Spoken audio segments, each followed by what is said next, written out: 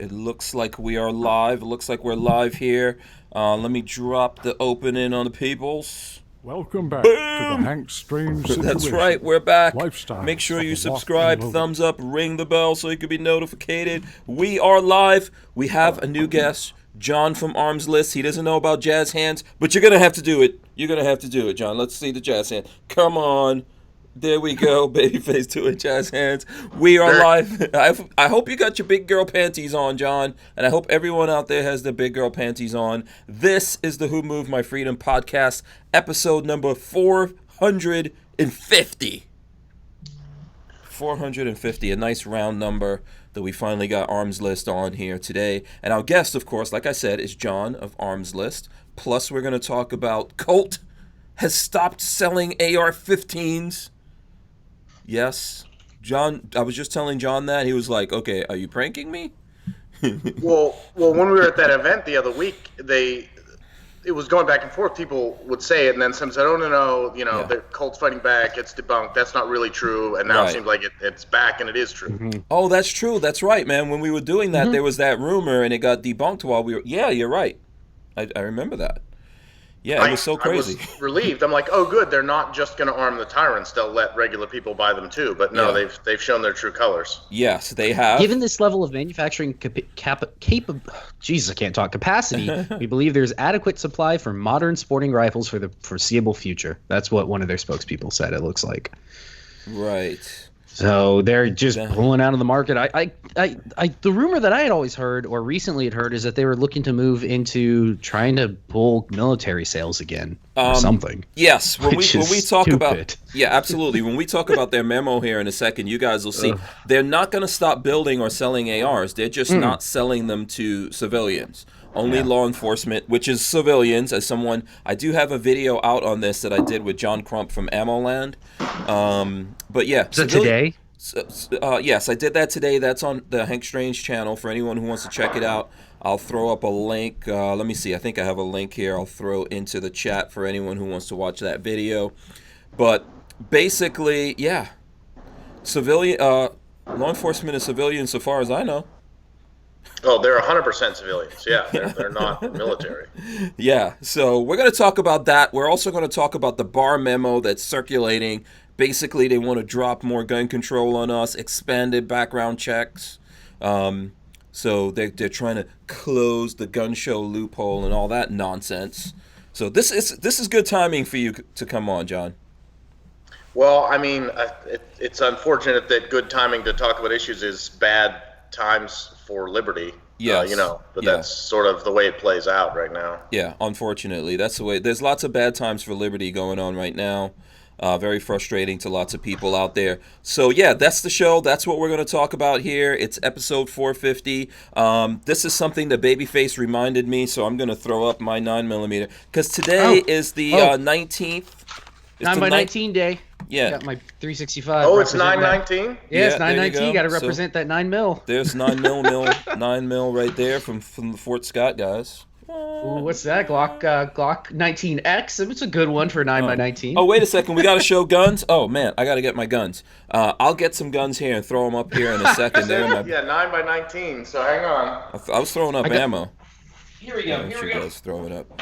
Here we go. We got a Glock 19 on 9x19 day. Oh, everyone's... Best wait, I can do. Hold on a second. I'm going to get some guns. You guys stay right there. This is one of the most iconic 9x19s, I think. I only have the 32 auto. I don't have the 9 mil version sitting in front of me right now. But that is such an 80s, action hero gun. It's perfect for 9x19. You know what's funny? When I only got one recently, and obviously I always liked them. I always thought they were cool, but I only recently got one, and I love it. I mean, it's a little big. It's a little tough for carrying if you don't have the right. It's like it's an outside the waistband kind of a thing, but to shoot it is fantastic. Yeah, here's my gun right here. It's his weird ass 34 with the this is mine. Weirdo things. Don't be jealous. Don't be jealous. This is my Flux. Wait, without shooting it into my face. Can you get it? Do not want to do that. I don't think it's reset, actually. That would be instant fame for the channel, though, if you had an ND on live stream. No. Get the brace right into the face. Yeah, I got to... The live stream ND. Yeah. I got to get it to reset this thing. Oh my gosh. This is never gonna go well. Okay, there we go. Anyway, that's my Glock 34 that it's on. I'll figure Nice. that out somewhere here. Somewhere along the show. Since we're show. showing off the gear, I'll give a quick plug. These guys are really cool. Mechgar, can you see the look? Yeah, you can see it. It's pretty Yeah. good stuff. These hold 20. I think it's called the +2. Okay. They call it a +2. Then it even has an M9 on the side of the mag there. Yeah. But yeah, so you can have a little extra. They stick out just a touch, but with a gun this big, I really don't notice it very much. Yeah, we'll do lots of plugs during the show, John. So we got a bunch of stuff to talk about. Babyface is here, of course. Shout out to Babyface. The show's brought to you by Franklin Armory. You guys can see it somewhere down there. Shout out to the guys from Franklin Armory, of course, for sponsoring the show. Shout out to everyone who's out there hanging out with us. Just make sure that you guys smash the thumbs ups, okay? Do that as you're coming in. We got lots of people here. We don't have lots of thumbs ups yet. So here we have to do the thumbs ups begging. Come on, Bebo. Let's do it. We got Armslist here today. And you're in Pennsylvania, right? Or Yes, sir, Western Pennsylvania. So kind of the other end of the state from Maj. Oh, okay, Western Pennsylvania. Oh, wow. The Western I'm just trying to pretend that there's is there a massive difference between East and Western Pennsylvania? Yeah, I mean, Philadelphia's in the east. I mean, it's probably about 300 to 400 mile wide state. So yeah. Oh, okay. Philly's over by Jersey and right by New York, and in Western PA we're by Ohio and West Virginia. So it's pretty different culturally too. I mean, ours is adjacent to the Midwest, even though Pennsylvania almost touches the Atlantic Ocean. Mm-hmm. So wait, here's the real question: do you call it pop or soda? I typically don't say pop, but a lot of people do. Yeah. Also, are you born and bred Pennsylvania, dude? I was born in Erie, Pennsylvania. Oh, okay. All right. Which is just right up on the lake. Mm-hmm. Okay. Yeah, I was just wondering, because to me, you always seem like a New Yorker. Well, and that's an interesting thing, because some people will call Western Pennsylvania Pittsburgh Midwest, and I never really thought of it that way, because it's just seems like we have enough influence from the Eastern Seaboard and major cities that it still feels like you're part of that culturally. People are still kind of in a hurry, and still. Yeah. Not like actual New York City, but it's much different than when you go to Columbus or you get over into Kentucky. That's just much more relaxed, way of living over there. That's not why I was saying that. I think to me, I've known you for a long time, by the way, probably a couple of years. Yeah, some years, some serious years at this point. I think I've been doing this like 6 or 7 years. I don't know about you, but I think we've known each other at least like 5 or something out of that. Yeah. Yeah, but you always come across like a New Yorker to me, man. Like I'm abrasive? You talk very fast. You are very high strung. You remind me a lot of my boys when I was growing up in New York, Yeah, always ready for an argument. Oh, well, I mean, you kind of have to be in this business. Yeah. Do you remember? See, I keep telling people about this video. I don't know if you saw the video on YouTube of the 2 dudes giving each other the finger in New York City. You seen that? Have you seen that? No. Yeah. You got to look that up. whenever I think about you, whenever I see you, man, you're always ready to go in. I'm like, okay. So that's why I always think you're from New York, but Well, that was a nice thing about that event we were at with Palmetto down there is that we had moments where no one was filming, it wasn't talking, so we could kind of hit some of those things where we may not agree, but it wasn't like a fight. It was sort of like digging through facts to try to get a better understanding. Yeah, good conversations. By the way, Greg98K, he says he's from Northwest PA, so shout out to Greg98K. Let us know where you guys are from, and if there's anyone from Pennsylvania, let us know right now. Maybe one of these days I'll go to Pennsylvania when it's not cold, when there's no snow. Cold a lot less in the last couple of years. This whole global warming thing has given us milder winters. Yeah, okay.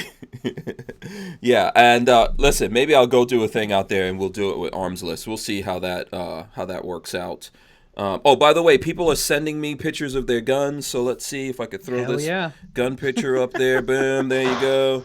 There's a gun picture for you right there. 9x19 day, 9mm shield. Let me just say this. Not only is it 9x19, so it's 19th month, 19th day, 2019, right? It's the ultimate 9x19 day. Yeah. Today, my youngest son, today is his 19th birthday.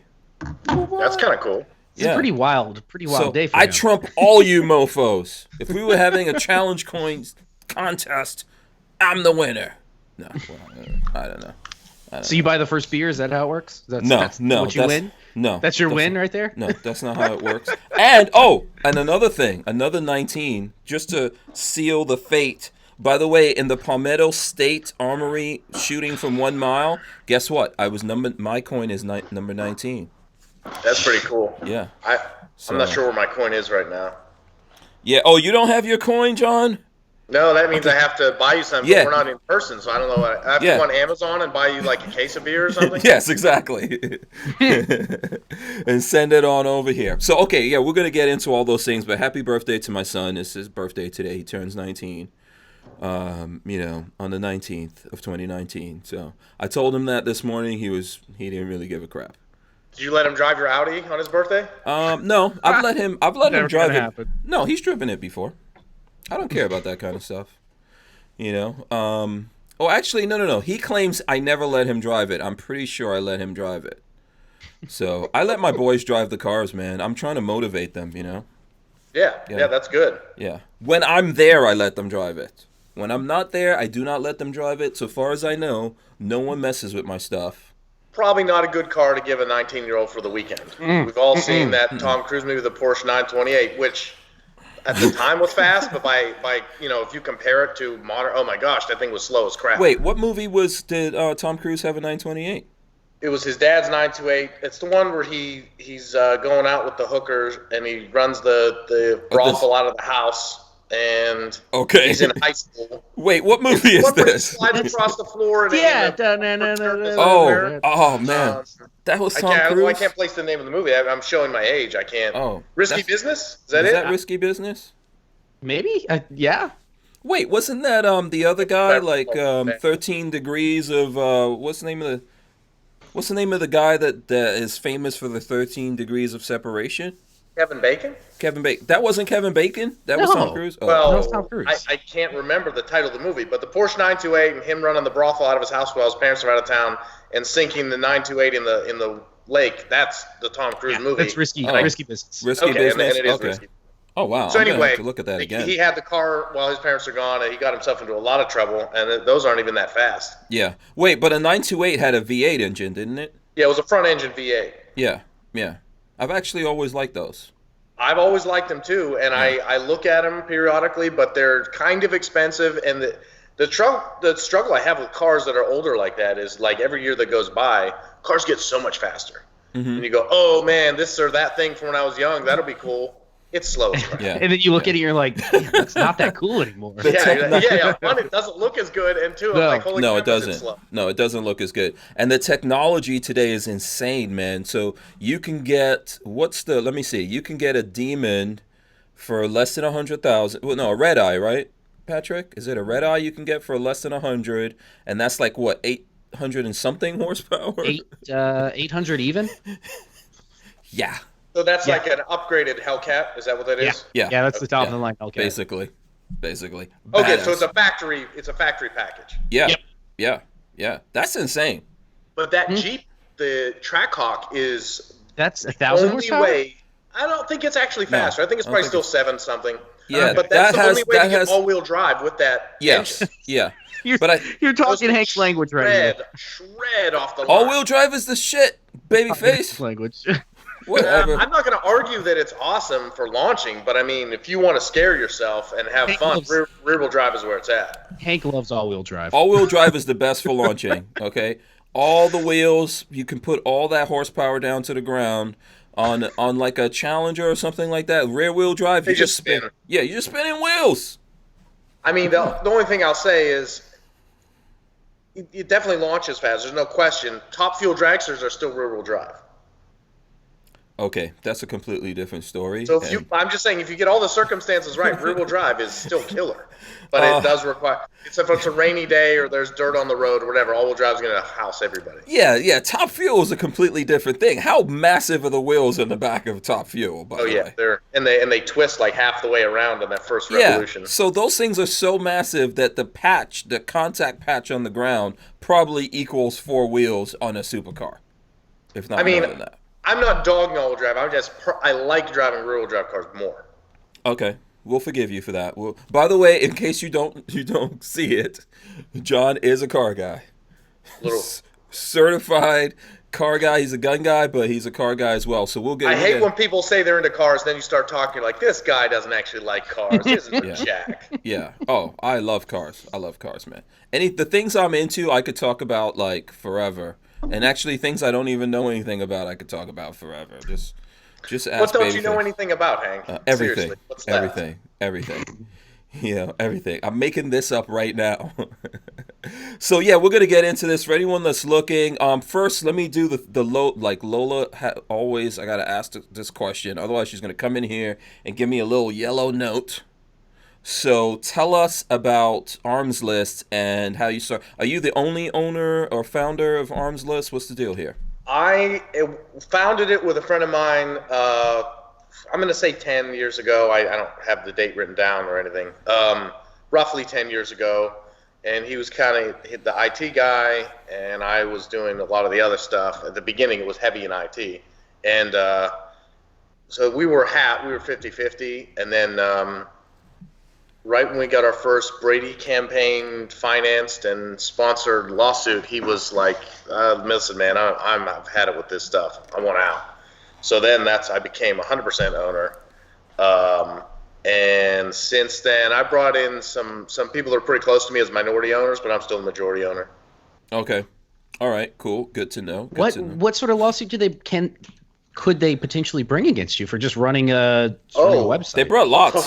Oh, you can read about it. Really? I've never looked at that. Well, when some shitbag does something shitty and they go, hey, wait a minute, did he use a gun? Oh, did he Where use did he the buy it internet from? once? Did he talk to someone who used the web? It doesn't matter how far back the chain goes. Mm-hmm. And we certainly didn't sell it to him because we don't sell guns, but you leave it to a political group like that. That's what they like to do.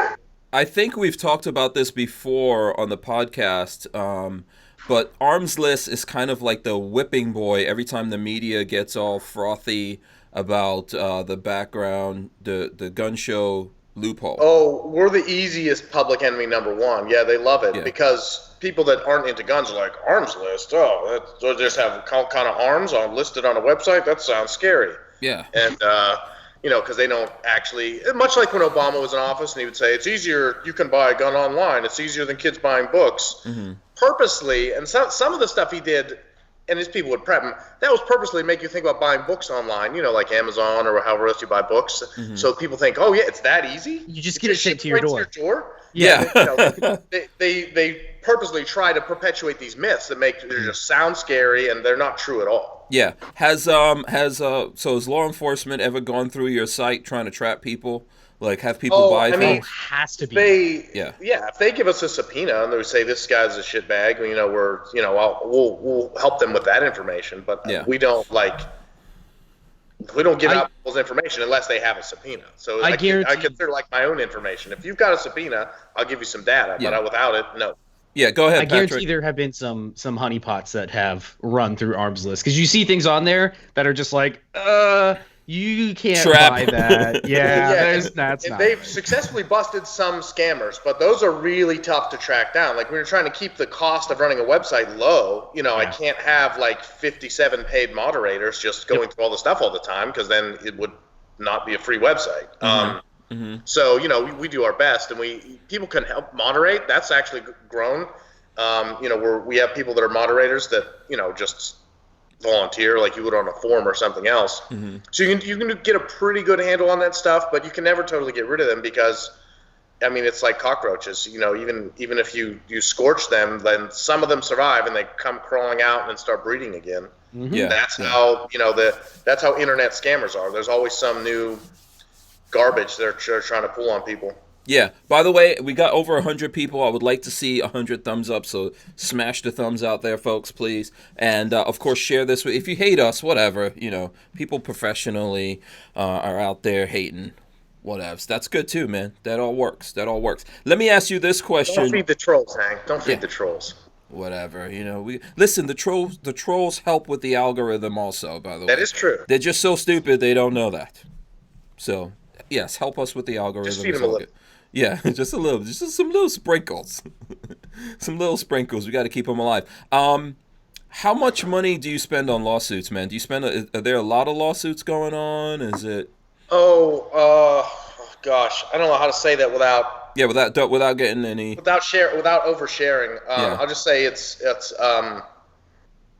Let's say when you run a website the size of Armslist and you have to pay hosting fees with Amazon, that would be up there in terms of one of my top expenses.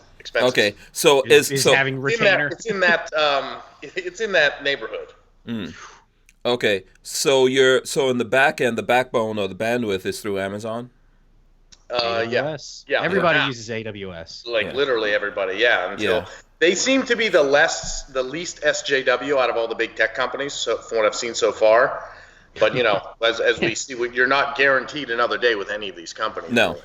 No. So have you been looking into alternatives? Things like blockchain and stuff like that. But I don't think there's a blockchain alternative for web hosting. But No.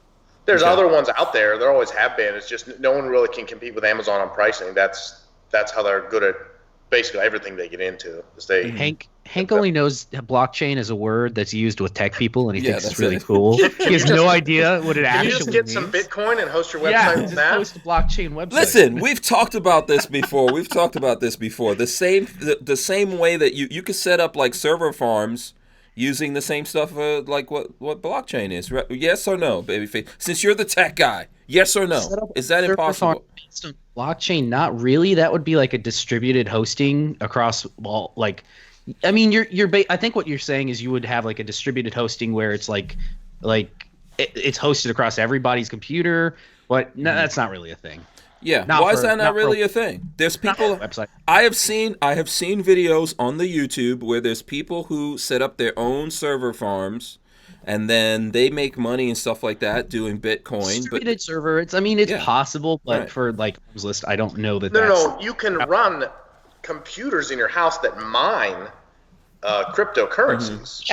Sure. That's a separate. Yes, I know. Technical endeavor from hosting a website. Right. Yeah. Why don't we just use that? Well, if those dudes have those computers, they're not always doing stuff. Why don't we just use that around the world to be our service? Technically, if someone who's mining cryptocurrencies, they set them up and they literally always do that. There's something. So yes, there's a whole lot of tech that would go into just like widely distributing your server load to every user's computer as they log on and log off. It's possible. Let me just say it this way, Hank. It's roughly equivalent when people say, let's start our own YouTube. Yeah. Because you're kind of saying, let's start a competitor to Amazon.com for web hosting. And it's when you start to get into it, it gets roughly that difficult where you can't compete with Right now, it's basically Amazon's like 95% market share. At Microsoft Azure's like 4% market share, and Google is like nipping at the heels at like 0.5% or something. Yeah, they're too busy stealing our data and just putting it on the servers to let anyone else use the servers. Right. My other tech advisor, Richard Hughes, says there is DNS in blockchain. Boom. So the old guy knows something. I don't know what that means. What does that mean for the audience? I have no idea. I don't know. Richard just agreeing with me. That's all I need to know. That's all he needs. Listen, I've looked into this. This is a thing. I'm living in the future. I don't know about you guys. You're just steps that you're playing 3D chess. You're ahead of us right now. Oh, those are bad words. That's right. Chess. Yeah, those are bad words. Listen, it's just like, did you guys see that recently the Navy came out and said that those videos that people have been showing with the UFOs, that's real? Did you see that? I saw this headline today. You saw it too. So I don't know what to think of it because one of the articles I saw said Blink 182 shared the video. Yeah, one of the guys. They weren't supposed to share that. I'm like, how does a band get a classified video? Because they're millionaires. Because they're millionaires. No. Tom DeLonge, who was originally from Blink 182, has gone off the fucking deep end and is now a UFOologist. Why does it have to be off the deep end, babyface? That's not even cool. Go watch his latest interviews. He's fucking nuts. Speaking of this subject, you guys see when Dan Aykroyd went on Joe Rogan's thing? Yes. I never realized he was so into UFOs. Yeah, he's very in the what was it like the the black suit guys that would like follow him and like tell him don't do stuff or whatever. He's What? into everything. I He's didn't into hear that. ghosts. He's into ghosts. He's into Yetis. He's into Dan Aykroyd UFOs. Sasquatch. Yeah. Sam Dan Squatch. Aykroyd, this crazy story where like the Men in Black show up and tell him about some UFO thing he's working on, and then he like turns around and they like disappear in like midair, and then he turns. It's Some of a those crazy. stories were a little tough to keep up with, Yeah. but honestly, the most disappointing part of that entire interview for me was when he said he bought, because I'm a car guy, he bought those used Mercury Marquis. It's basically a Crown Vic. Right. And he said they had like some diplomatic government, whatever. You know, they had some stuff on them that wasn't just straight factory. And I'm like, so Dan Aykroyd in real life buys surplus government cars just like Elwood Blues did in the movie? Like, was that worth a mention? Yeah. That's not just the movie. He does it in real life too. Yeah, I think Rogan said a little bit of something about it, but he didn't go down the path I would have. First of all, that was a very good interview. Did not know that Dan Aykroyd sold that Skull vodka. He's been doing it for like 10 years too. I couldn't believe that. It's been a long time. Yeah, now I got to get me some Skull vodka. Not that I drank, but whatevs. You know, I can use that on Lola. The most disappointing thing for me in that interview is when they started talking about the Ghostbusters with all the chicks. And Joe praised it. Joe Rogan said, "What'd you think about that?" He said, "Oh, I thought it was very good, very well done." And Rogan just let that go because I was screaming at the TV, "That was horrible!" No, he has to because he owns part of the franchise. He's not going to dog his own franchise. Oh, that's true. That's very true. Yeah, but like Rogan should have came in and said something how like, was that last show you did with some guest who was wildly unpopular? And you're going to be like, it was terrible. We're thinking about ending the show over it. You know what I mean? You're not going to say that. Listen. You're just going to say, oh, you know, it went well. We could do some things better. We're doing a new one with all the original cast because we didn't like that cast. Yeah. You're talking to a guy who my first show was with Vada, so whatevs. You can't faze me. You cannot faze me with that. Listen, I was very disappointed. I think Rogan should have at least came in and said, respectfully, Mr. Aykroyd, I love you, but that Ghostbusters were shit. No. If you watch him with any regularity, you will notice the only time he confronts anyone, it is someone who's generally speaking conservative on one of those issues. He doesn't ever, because you watch, he had, what's her face, the MP that's running as a Dem. She's still in the military. Tulsi? Tulsi Gabbard. Yeah. She was on. He never confronts her about her anti-Second Amendment views, even though he loves her though. He loves her, man. Yeah.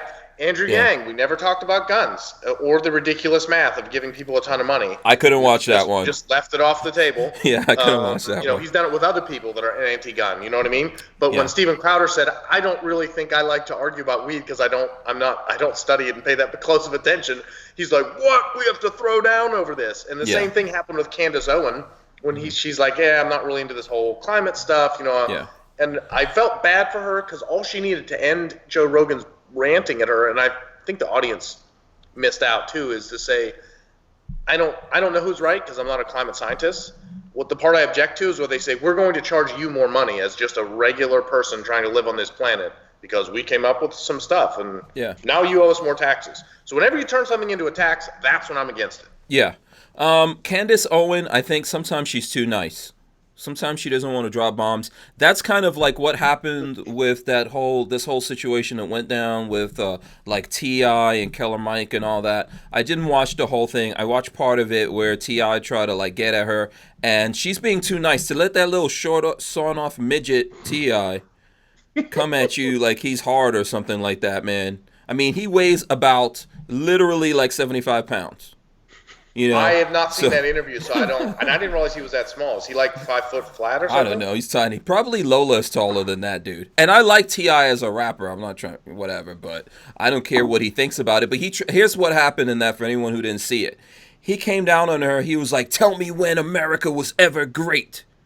And then she was trying to tell him, well, you know, because they came back at her about slavery and things like that. And she's like, every country in the world has had slavery. You know, and so, but some countries still have it today. Yeah, I think America was great from the beginning, and it's great now. One of the things with Trump, like the whole so I think what happened to a lot of people, especially in the hip hop community, make America great again. There's a lot of black people and people in the hip hop community that thinks that means that somehow like it relates to Obama and America wasn't great because they elected Obama or some kind of craziness, whatever that is. And so I don't know. My thing is that America's always been great. It's made mistakes. Lots of other countries around the world have made mistakes, but America's come back from that. We still have slavery. That's what she was trying to tell him, that there's still slavery in the world. If you're all mad about that, how about go to Africa, go to the Middle East, go to the places around the world where there's still slavery in America for that fact. Can I ask real quick? Yeah. Who the hell is this like fuckboy on the right with his like yellow pants and yellow scarf over around his neck? Looking at that Candace Owens video. Okay, you're gonna have to show me. Oh my god! Let me grab this like where I am in this video and send it to you, because like who is this dude with a scarf? I don't know. Yeah. Oh my god, he looks ridiculous. I think America's always been great. There's mistakes that have been made in America from lots of different people, but America is different from any other country in the world because of how they've dealt with it and grown out of it. So if a lot of those guys, so for example, T.I., this famous video of T.I. trying to like get this African dude that's a security guard at his you know, he's got like he lives in a community. And he came there drunk one day without ID, and the guy wasn't going to let him in. And T.I. tried to get the guy fired. What is he talking about? You know what I'm saying? The people like that can't tell me anything. So let me see. Yeah, I don't like that. And the other thing the left always floats out when the subject comes up is the whole reparations thing. Mm-hmm. And that really strikes a nerve with me, because I think we need to stop letting them get away with that bullshit and be like, well, that wouldn't be just, and, you know, there'd be economic consequences. I'm like, you know what? Screw it. Yes, let's take your logic and let's take it, not like Bernie, let's forgive the student debt. Let's take it whole hog. Which one of you blue blood, rich son of a bitch, assholes family has money from when their family owned a plantation? You assholes should pay reparations. Don't put it on the back of every American that's working hard. That's stupid. Yeah. Okay, Babyface, I have no idea who that guy is. I don't right? He looks ridiculous, though. Yeah, I don't even recognize him. Yeah, so I'm sorry. Do the research and make the families that actually made money from owning slaves, make them pay reparations. That's equitable. I'm actually okay with it. But to just pass it as yet another way to, you know, increase taxation and my thing about that is, what are you also going to get reparations from the Africans that sold their own people into slavery? Well, that's a very complicated part of it. And then if your family moved here from, you know, wherever, so if you're black and you moved here in 1986, do you get paid? You shouldn't. You weren't part of your family history. Lineage didn't go back to slavery. Yeah, I have two answers to that. No, one answer is no. But if they're actually going to pay that, yes, I'll try. That ain't much fun. As one of the people who moved here in the 80s. No, it's a ridiculous idea. I think we're past it. If they didn't do it back then I think back then maybe it should have been done for sure, right? If that's what they said they were going to do, and they didn't do it back then. They could have said, "Hey, you guys made a ton of money. You got to give everybody a parting gift so they can start their lives." That would have been timing to do. Yeah, like I said, America's not perfect, and there's lots of bad things that happen. There's lots of people in America that have been cheated. You know, if we really dig back into history, remember when they were giving, instead of paying these soldiers gold, they were giving them certificates. And then when the soldiers try to collect, I can't remember that. Someone here is going to tell me what that like land grants or something, right? No, they gave them these certificates, and when they came to Washington to get the gold, they basically turned out the army on these guys and killed a bunch of these guys when they're like, "Hey, we want our money." Okay, someone's going to put it in here. I can't remember exactly what that was called, but I remember looking into that. Look up the statistics, but in the meantime, the moral of the story is never trust the government. No, this is why guns. Just never. This is why guns. This is why we're not, this is why I don't want to be disarmed. I don't want the government to only have stuff. Everything the government has, I want. I want nuclear missiles. I want submarines. I want attack helicopters. Yes, drones, everything. You know? When people ask me that question, do you think you need a tank? Absolutely. Several. If I can afford to own it, I should be allowed to have it. Yeah, hell yeah. If I can own it and maintain it, I should be allowed to have it. That raises an interesting argument, though. Think how much more we could afford if they weren't taking all this income tax out of our pay. Well, yes. Consider the fact that I'm paying for them. They're buying it with our money. Yeah, I'm paying for them to have more guns than me. No. Yeah. That's not how that's supposed to work. For the security in Washington, D.C. at every building they go in and out of. We're paying for a lot of their travel. Yeah. And, we pay for actual security to travel with them when they reach a certain level. I don't know exactly where that happens, but it definitely happens with presidential candidates. Yeah. Robert Francis O'Rourke's group, I guarantee, has plenty of fully automatic weapons that we are not allowed to own. Yeah. And he's the one that wants all of our guns. Why is he allowed to change his name from Robert Francis to Beto? No. How does he get a pass for that? I have no idea. And then speak broken Spanish to Spaniards or to Mexicans. So awful. I know. Yeah. So listen. You know what's funny? I talked to native Spanish speakers about that, and they said it was horrible. Oh. His speech was horrible. They said I didn't even like it, and I was hoping that maybe I would if someone would speak to me in my native tongue, but they hate it. No, because it's awful. No. Yeah. Let's hit something here. Let's talk about some news stuff here. So I'm going to talk about the Colt thing, and I'm going to throw that up here on the screen if I can. Let's see. Can I do this? Nope, not throwing it. It's not going on the screen. Why is that? Now I've messed up my screen ability. Now we lost. Yeah, your audio did that weird thing again, and I bet it did. I bet you're okay. Yeah. Okay. I don't know what happened there. Anyway, so AmmoLand has an article about Colt. Basically, Colt is not making AR-15s for the civilian market anymore, and they put out. Can you guys still hear me? Mm-hmm. Yeah. They put out this letter. I'm trying to find the letter now. Where's the letter? Okay, this sounds like the highest form of futtery. The company did reaffirm their commitment to the civilian market in the form of revolvers and 1911s. Revolvers? I mean, and 1911s. I love 1911s as much as anyone, but let's be honest. We're not. Oh man, we're not. You're not supporting the teams by saying, "Listen, I'm going to make."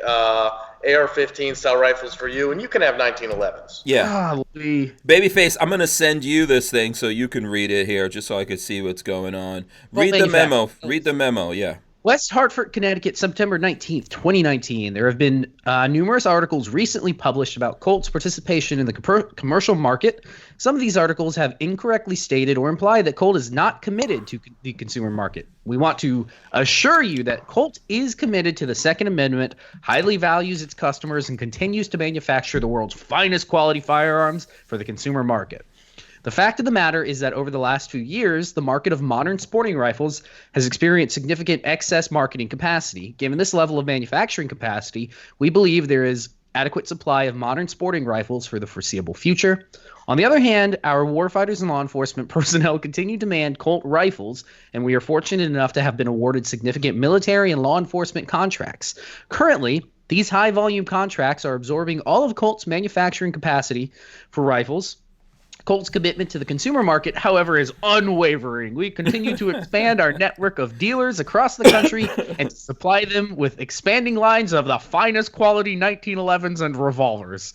At the end of the day, we believe it's good sense to follow consumer demand and to adjust as market dynamics change. Colt has been a stout supporter of the Second Amendment for over 180 years, remains so, and will continue to provide its customers with the finest quality firearms in the world. Yeah. Okay. I don't want to go too far in saying things against Colt, because they may still be on our team on some important legislative thing in the future.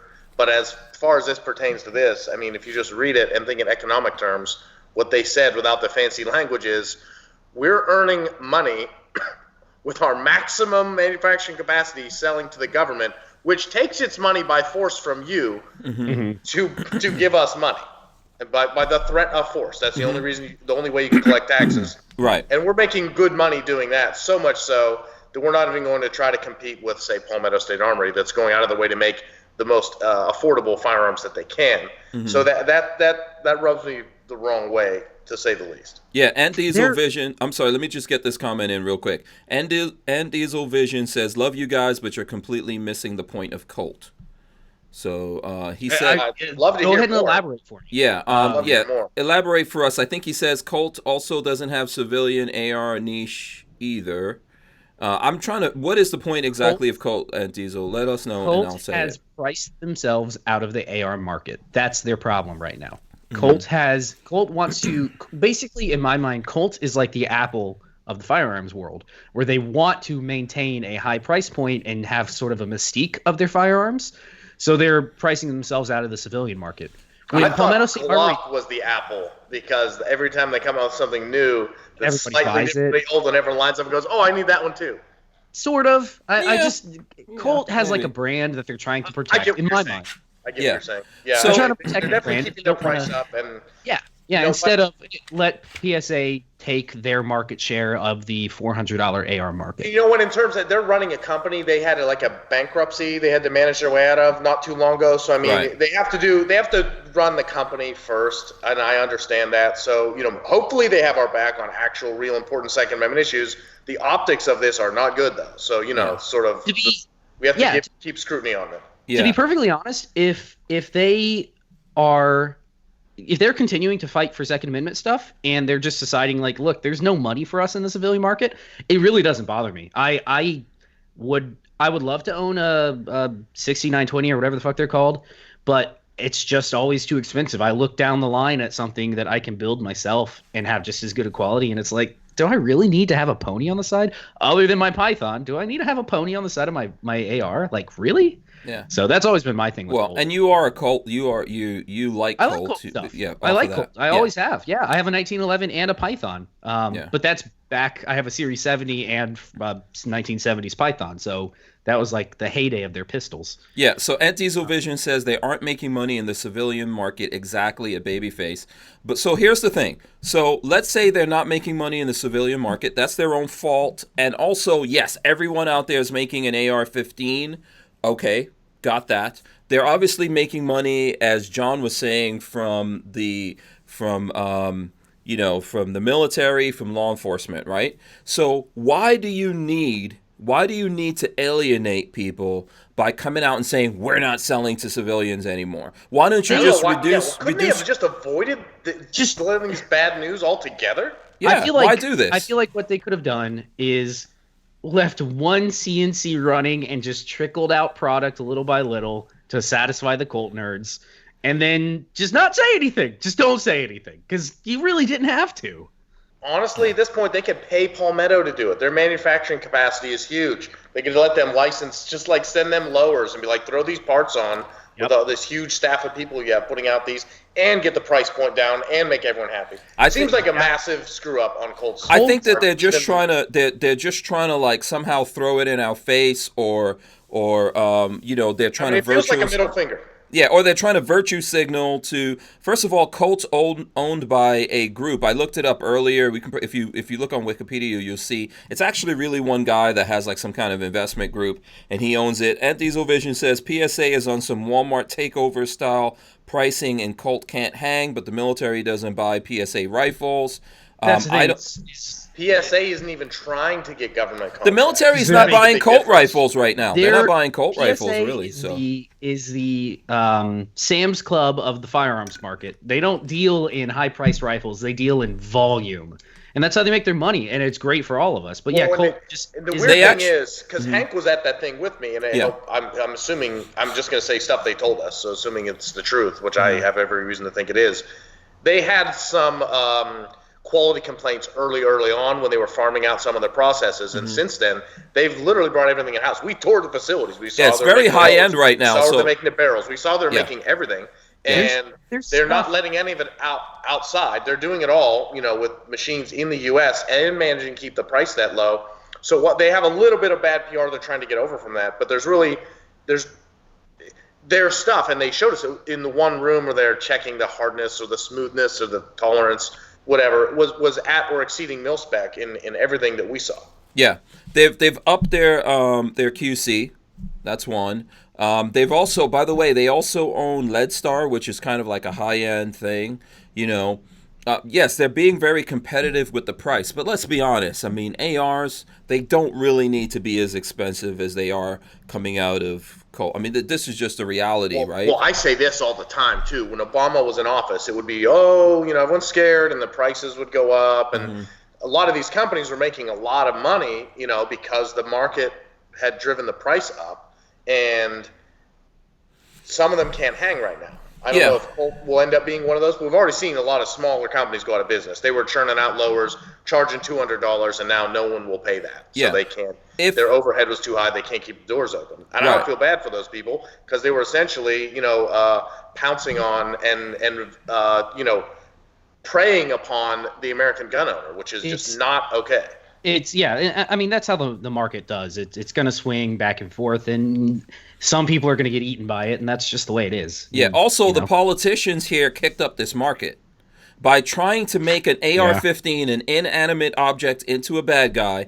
They kicked up this market. If you think about it, gotta love this climate. As shitty as much as we all hate this climate, from a business standpoint, it's got to be like their pocketbooks have to be wonderful. Well, and that's the thing. So I don't know, Hank, if you used to make show off their mag deal that they had. I forget what the PMags were, like, was it $6.99 or $7? I know because people would always ask us, like, oh my gosh, where are they getting this so cheap? I'm like, I don't know. I just advertise for them. I don't. They're just buying a lot. Yeah. Getting a good deal. And they're not charging $20-$30 a mag just because there's demand. They're keeping that price low. Yeah. Here's one of the things I'm trying to say. If you think back, let's go back like 10 years ago, right? I think I really got into this like 7 years ago, but let's go back 10 years ago. What was the price of your average AR? I'm going to say it was around $1,000. I think it was, and for not great ones either. For, just kind of mediocre. I'm not saying they were garbage. Right. There is no high point equivalent in the AR market. I don't think anyone's considered like that cheap and clunky. The cheapest was like what, Delton or what's the one from Kentucky? Andersons were kind of cheap there for a while. But not Double Star. Cheap. When I first started this, I got a Double Star. That was entry level. And somebody had a plastic lower at one point, didn't they? Yeah.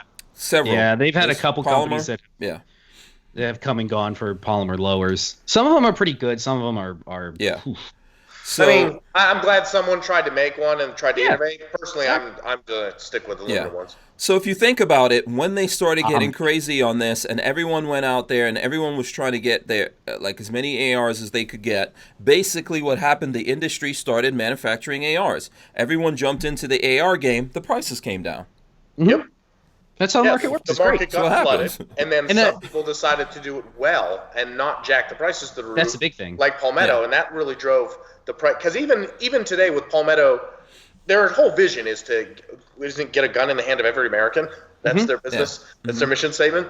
Even at the level that they're trying that hard to do it, they're not nearly as far under price of the other competitors as they would have been if they were doing this a few years ago. And we all know that materials cost, labor cost, and shipping and all the other overhead, your electricity bill, those don't go down. So what that proves to us is someone could have been making $400 to $500 ARs and making a profit 10 years ago. Yeah.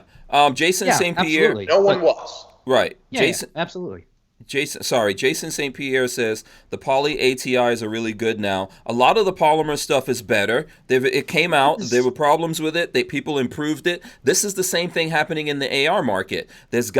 People started making more of them. People started figuring out how do you make. Listen, there's people that made ARs the wrong way. As simple as it seems like, okay, it's easy to make. So now people are getting better. Companies like PSA are saying, okay, we're going to do this better now. Yeah. Right? Remember when these came out? Well, not the 19X is a bad example. When Glocks first came on the market, people, it's plastic. I don't know about that. There weren't that many polymers that were popular. And as time goes on and materials science gets better, that becomes totally viable, which is great. I wasn't dogging plastic lowers. No. For now, though, I'm going to stick with aluminum. Yeah, but if we want to talk about what's the cheapest, that and the polymer 80. Sorry, babyface. Yeah, polymer 80s are definitely cheap.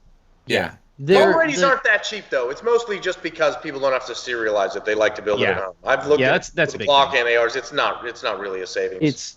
It's you're paying $450 for a 19 with. Yeah. Currently the Veterans Day thing, I can get them cheaper than that. The whole, yeah, people don't know the wholesale on those things. They would shit their pants. Yeah, exactly. But anyway, the thing I was trying to say, PSA is doing it, dirt cheap, and it kind of makes me upset. How much money everyone was trying to make on our backs, when were we really worried about liberty, or were we just worried about making a buck? Mm-hmm. There was the other problem at the time, I would say, with brand names, quote unquote brand names of parts. So like Colt uses Toolcraft, not receivers, Toolcraft bolts and carriers. Toolcraft is a brand name that would machine their stuff for them. It's a standard metal. It's just like it was a standard steel that you machine it all out of, but they bought Toolcraft ones because I think that was the name of it, because that was like that's the premier brand. Nowadays, it's like you don't really need that. That's the same metallurgy. You're just not paying for the brand of the metallurgy. You're getting it from another supplier. Is it like getting Snap-on tools when you could totally one of the Gear Wrench or one of the other ones? And it's sometimes even made by the same company but cheaper. Yeah, it's just you're not paying for that brand name, so it's cheaper. Yeah. And now that Palmetto's machining it all themselves and making it all themselves, it's even cheaper. So yeah, I remember when I started doing this. So my friend Yak Yaz, he was in combat, right? He's a combat veteran. He was what was it? What does Yak Yaz stand? Oh, you ain't cavalry, you ain't shit. So he was in cavalry. He's actually out there in combat. If you go back and look at the thing, so I remember so he served and he had a Colt what was it, 6920. He had the Colt 6920. That's the popular one, right? Yeah, he had that. He believes in that thing. I'm going to tell you how much he believes in it. I remember there was something we were doing, and I actually got my hands on this AR. It was to me, I thought it was a decent AR, and I gave it to him. He was like, I don't want this. I was like, what's the matter with it? What's wrong with this thing? It's not a Colt. Totally. That was his idea. So that used to work back in the days. I don't really think that's working anymore. That's up to Colt to do something about it. But let's say they decide, screw these people, they've got tons of choices, we don't want to do this. I really think big, massive mistake to send the signal to people that we don't, we're going to keep making this, but we're only going to make it for the military and law enforcement that's maybe even overpaying or whatever, but we don't care about you guys. We're only going to give it to the elites or the special people. Screw you. You're not even worthy of it because you don't want to pay us $2,000 for them. That's a big mistake. The perfect PR fix for this? Mm-hmm. They should start making AKs and selling them to American civilians. Too late for that. Too late for that. Yeah. PSA is already in that game, so I don't think they can have that. If Colt made a Kalashnikov clone, it would be like $4,500. Yeah. You know what's the other thing what's the other thing I just thought of? Connecticut, because I remember I had this conversation with the guys from Standard Manufacturing in Connecticut. You can't. So if let's say these are getting made in Connecticut, the people that work in the Colt factory can't buy those. Can't even own it. No, can't own it. Well, Magpul is one of the companies that up and moved, a lot of their business on principle over one of the magazine bans, and that was, good. It's something you can think. You know what? They put their money where their mouth is. Mm-hmm. The opposite of, say, Benchmade. Mm-hmm. Yeah.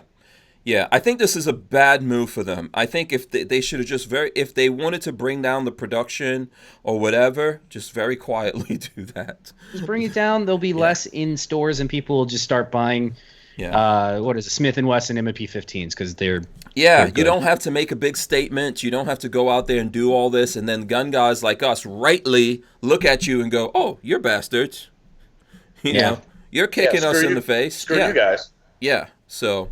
I don't think it was cool. Bad move on their part. So feel free. I'm sure people are out here going to leave things. By the way, if you have a Colt, nobody's mad at you. You're not evil because you have a Colt. I have one, but I bought it a long time ago. Yeah. I never had one. I do have a Bushmaster. I have a Bushmaster rifle. Bushmasters are good, though. That 30 Harry's gun? No, this is a Python. Hold on a second. Hold on. Let me show Babyface's 30 Harry had a Smith. Well, I don't even know. It was a 44 mag. This is my 44. Yeah, Dirty Harry was a poor working class cop. He couldn't afford the Colt. There's the pony. Yeah, there you go. Babyface still showing off. You're not evil because of that, Babyface. I love this gun. We forgive you. It's the only. Well, no, I have two. I have this and a Series 70. Wait, so you actually like wheel guns, though?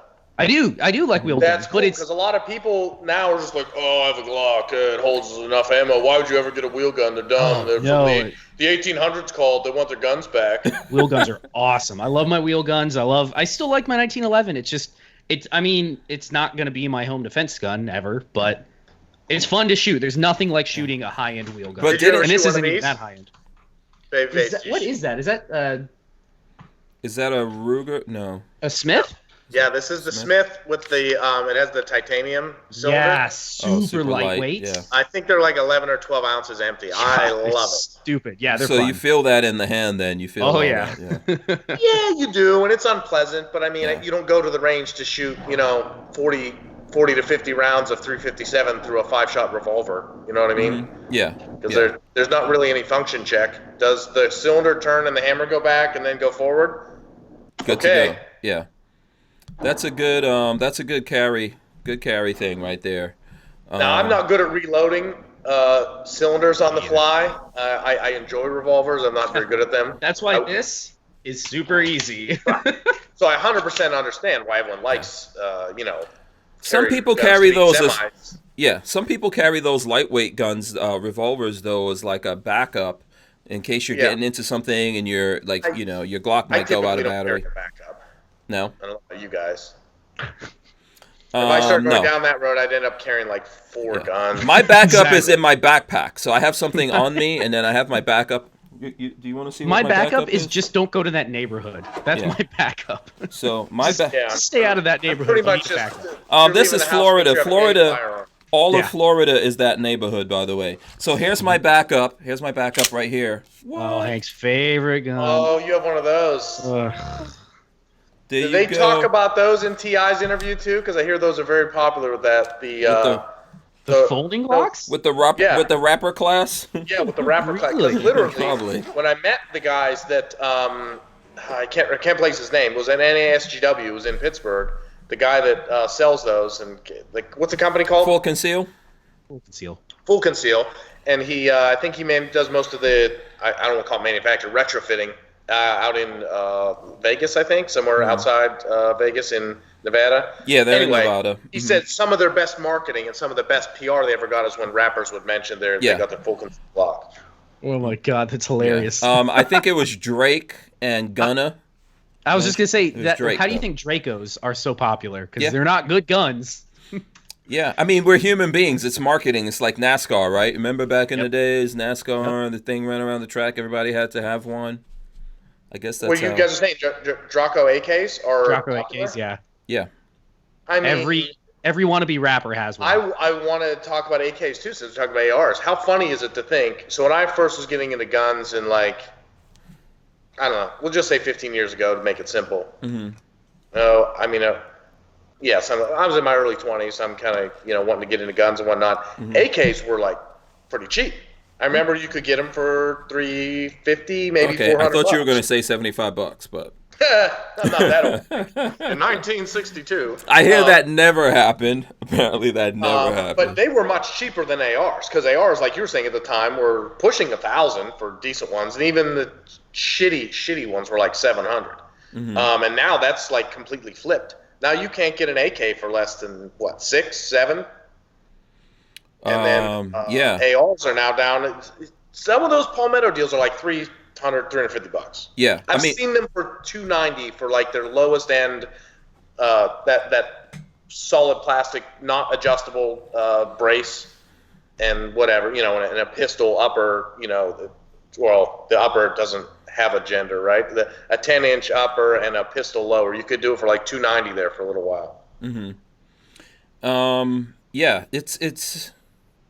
So those have inverted, and now I find myself the cheapness was half the appeal of the AK to me. It was it's kind of cheap, and be rough on it, beat the hell out of it. So that's why the really high-end AKs never appealed to me, because the whole point of the AKs, they made a ton of them in the Soviet bloc, and you can get one that got jostled around on a container ship and the hell beat out of it, and it still runs like a top. Yeah, I think a lot of people, it was the cheapness. What would you say, Patrick, to that? You're an AK guy.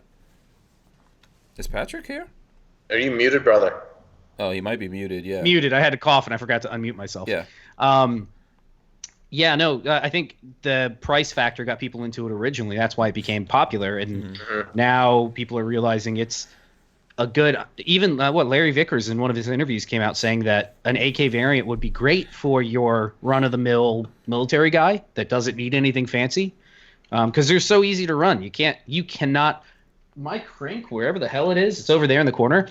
I don't clean that thing. Like, I'll take it apart once every 6 months to a year and rub the bolt down and maybe run a patch through it, but it very rarely gets cleaned or lubed, and it just goes and goes and goes and goes. Well, isn't the standard class for if you're teaching beginners, right, that were fresh to the military, for the AR, is it officially a 2-day course, or is it still 1 day? It's pretty long. And the AK, I don't know the official military length. It's definitely shorter. I don't know how much shorter.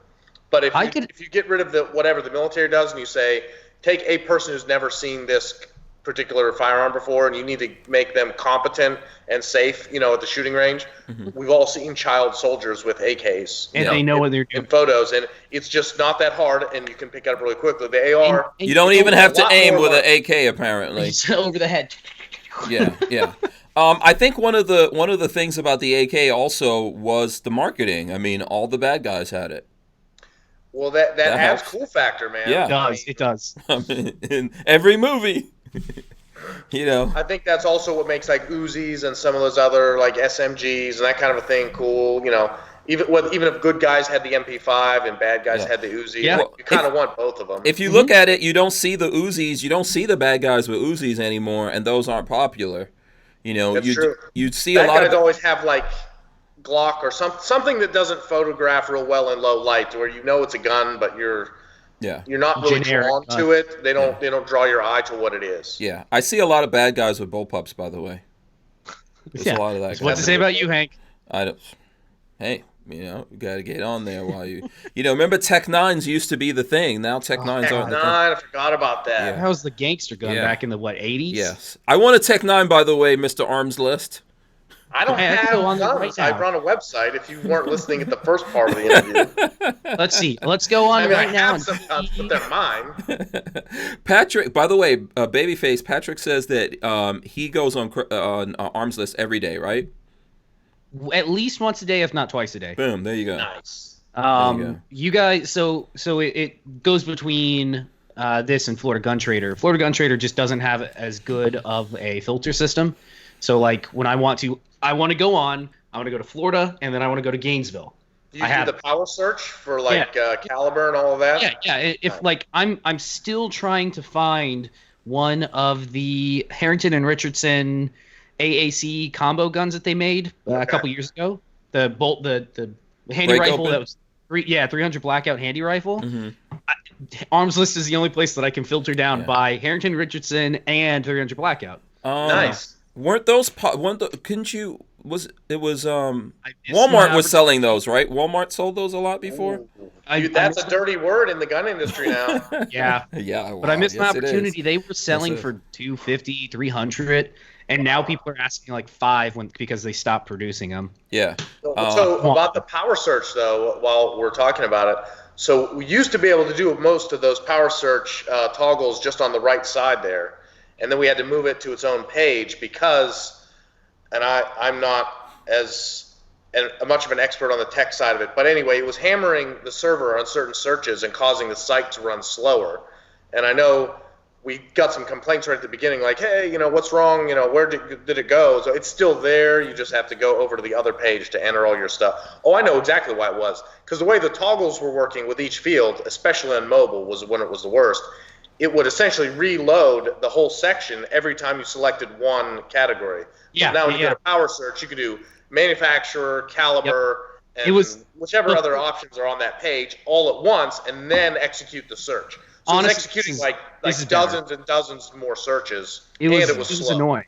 It was really annoying before because I would be like, okay, hold on, now I gotta wait for it to reload. Well, it was funny too because we got some people that complained right at the beginning, but once we sent people that link and like, you can just go here, it seems like it kind of self-resolved because everyone figured it out and went, oh, okay, this is better. You do everything all at once and do the query, and it's so much easier. Yeah. And I think as a percentage, most of the users are basically just going to their area geographically. If you're in a small state, maybe just the whole state. But, if Florida's a little bigger, you probably want to stay a little more locally. And they're just kind of scrolling through just to see what's out there. I think that's our average user. That's why I say twice a day most of the time. I'll check in the morning, check in the evening. Gainesville, Ocala, and Jacksonville. Because Ocala's 45 minutes, Jacksonville's about an hour and 25 minutes. So all those areas, I'm like, is there – and there are some things that I've bought some pretty damn good stuff from people that just – if you check like that, you'll find people that just want to move stuff. Oh, yeah. I bought a whole box of 9mm M9 magazines. That was 20 or 30 of them for like $5 or $10 or something.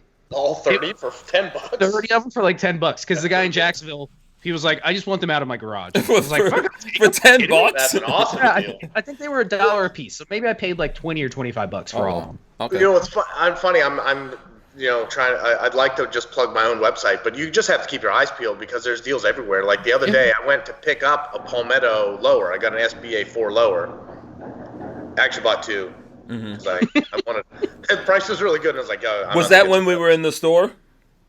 No, I didn't buy any firearms while we were there because I was out of state, and it's a whole hassle. Okay. So I might as well just buy it online again. I was trying to trap you. That was an FBI question. Oh, yeah. I didn't buy any while I was there. No. But anyway, I went to the store to pick it up, and I look over, and this guy's a jewelry store that became an FFL as well. Mm-hmm. He's not, a designated gun store that's been doing guns for like 30 years.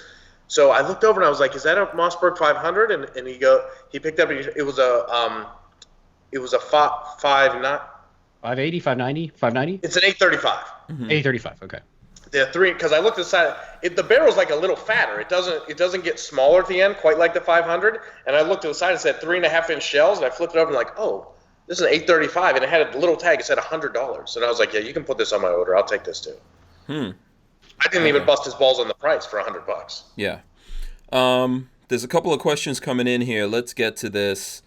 Okay, Dude Abides says, how will sites like Florida Gun Trader and Armslist function if universal background checks are affected? It wouldn't really affect you guys. I'm sorry, I didn't hear what John said. Sorry. The website just lets you communicate. Mm-hmm. So, unless it's written in such a way that you're not allowed to let people communicate about regulated things. You have to transfer your car through the DOT in most states, but you can list it on Craigslist. Yeah. You know what I mean? Like if you do the paperwork wrong, it's not on the website. So, unless we get some really, really awful laws, I don't really think we'll see much of a change. Okay. Did you want to add something, Patrick?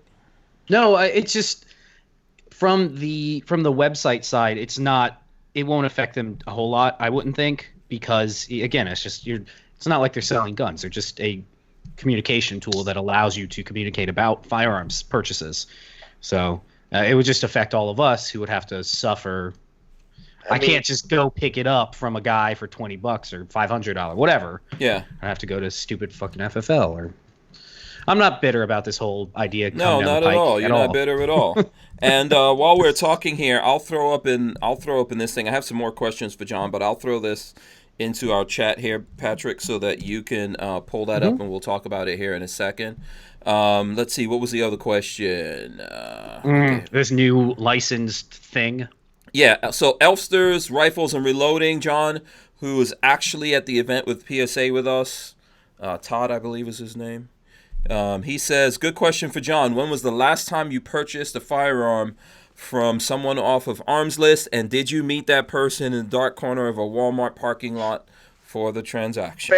Fair question. I will answer both ways. I have met people face-to-face for legal arm's length transactions. Mm-hmm. In Pennsylvania, that is only long guns. Mm-hmm. But the most recent one I did that was actually Armslist, I'm going to think here, I think it was one of these. I don't know because I have two, and I don't care which serial number is which because I don't loan them out or anything. Doesn't matter, yeah.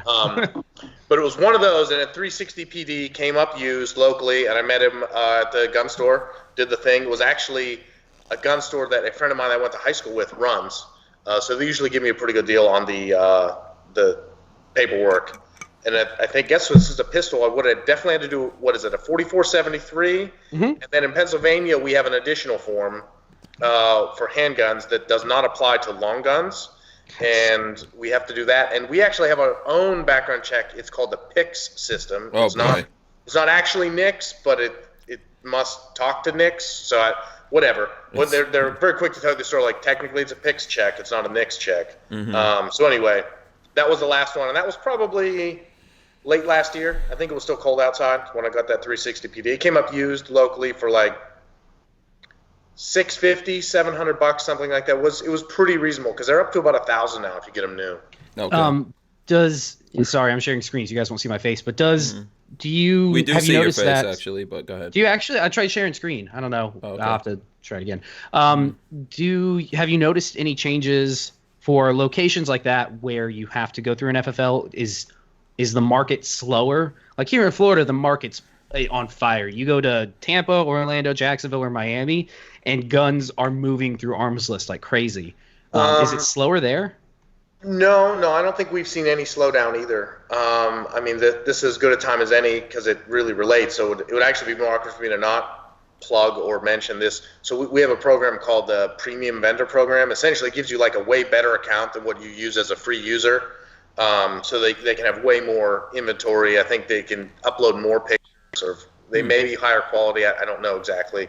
But anyway, and they have like a storefront. So if you browse, I'm sure you see when it's like a store and it says Armslist Premium Vendor, you can see like all their inventory at once, and they can put up a photo. It's like a real simple profile page where they can put their address, phone number, a picture of either the street view of their storefront typically, or like the people that work there, behind the counter. And we've seen some pretty good growth in that, partly because much like PSA, we try to keep the price reasonable because we think it's more important for more people to be armed, and the Second Amendment generally is more important than making a buck. So we keep that program really reasonably priced. It's like $30 a month, and the gun stores that do it tend to really like it because they get actual foot traffic. I haven't talked to anyone that can tell me a website that they put their stuff on where they got people that walk through the front door as a result of it, other than Armslist. Because I was asking them, is there any other website where you list the guns and people show up the next day? Because a lot of times they'll close and then they'll go on the computer or their phone and upload the stuff, and like, yeah, guy showed up like when we opened the next day because he wanted to see it. Yeah, that's interesting. Matt Morrison, I've got a question along the lines. He says most guys on Armslist in New Hampshire do transfers at local gun stores anyway. And so what I wanted to ask you out of that is, people are probably assuming when they look at this whole thing, right? You guys get in trouble for this. They're probably assuming that there's all kinds of people on Armslist and other sites like this just doing all kinds of back alley deals. Here's the thing about gun guys. We're very paranoid. We don't want to die in a back alley.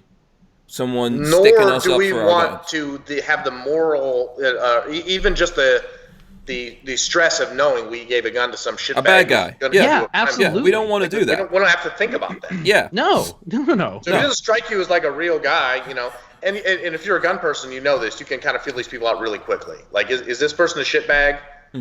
Or is this like a real bad guy? Luckily, from everything that I've sold, I've never had somebody that has been questionable. Every time I've sold something, whether it's car guys or gun guys, if you don't just casually end up talking about a couple other things, and it just totally makes sense as part of the conversation, you're not really a gun guy.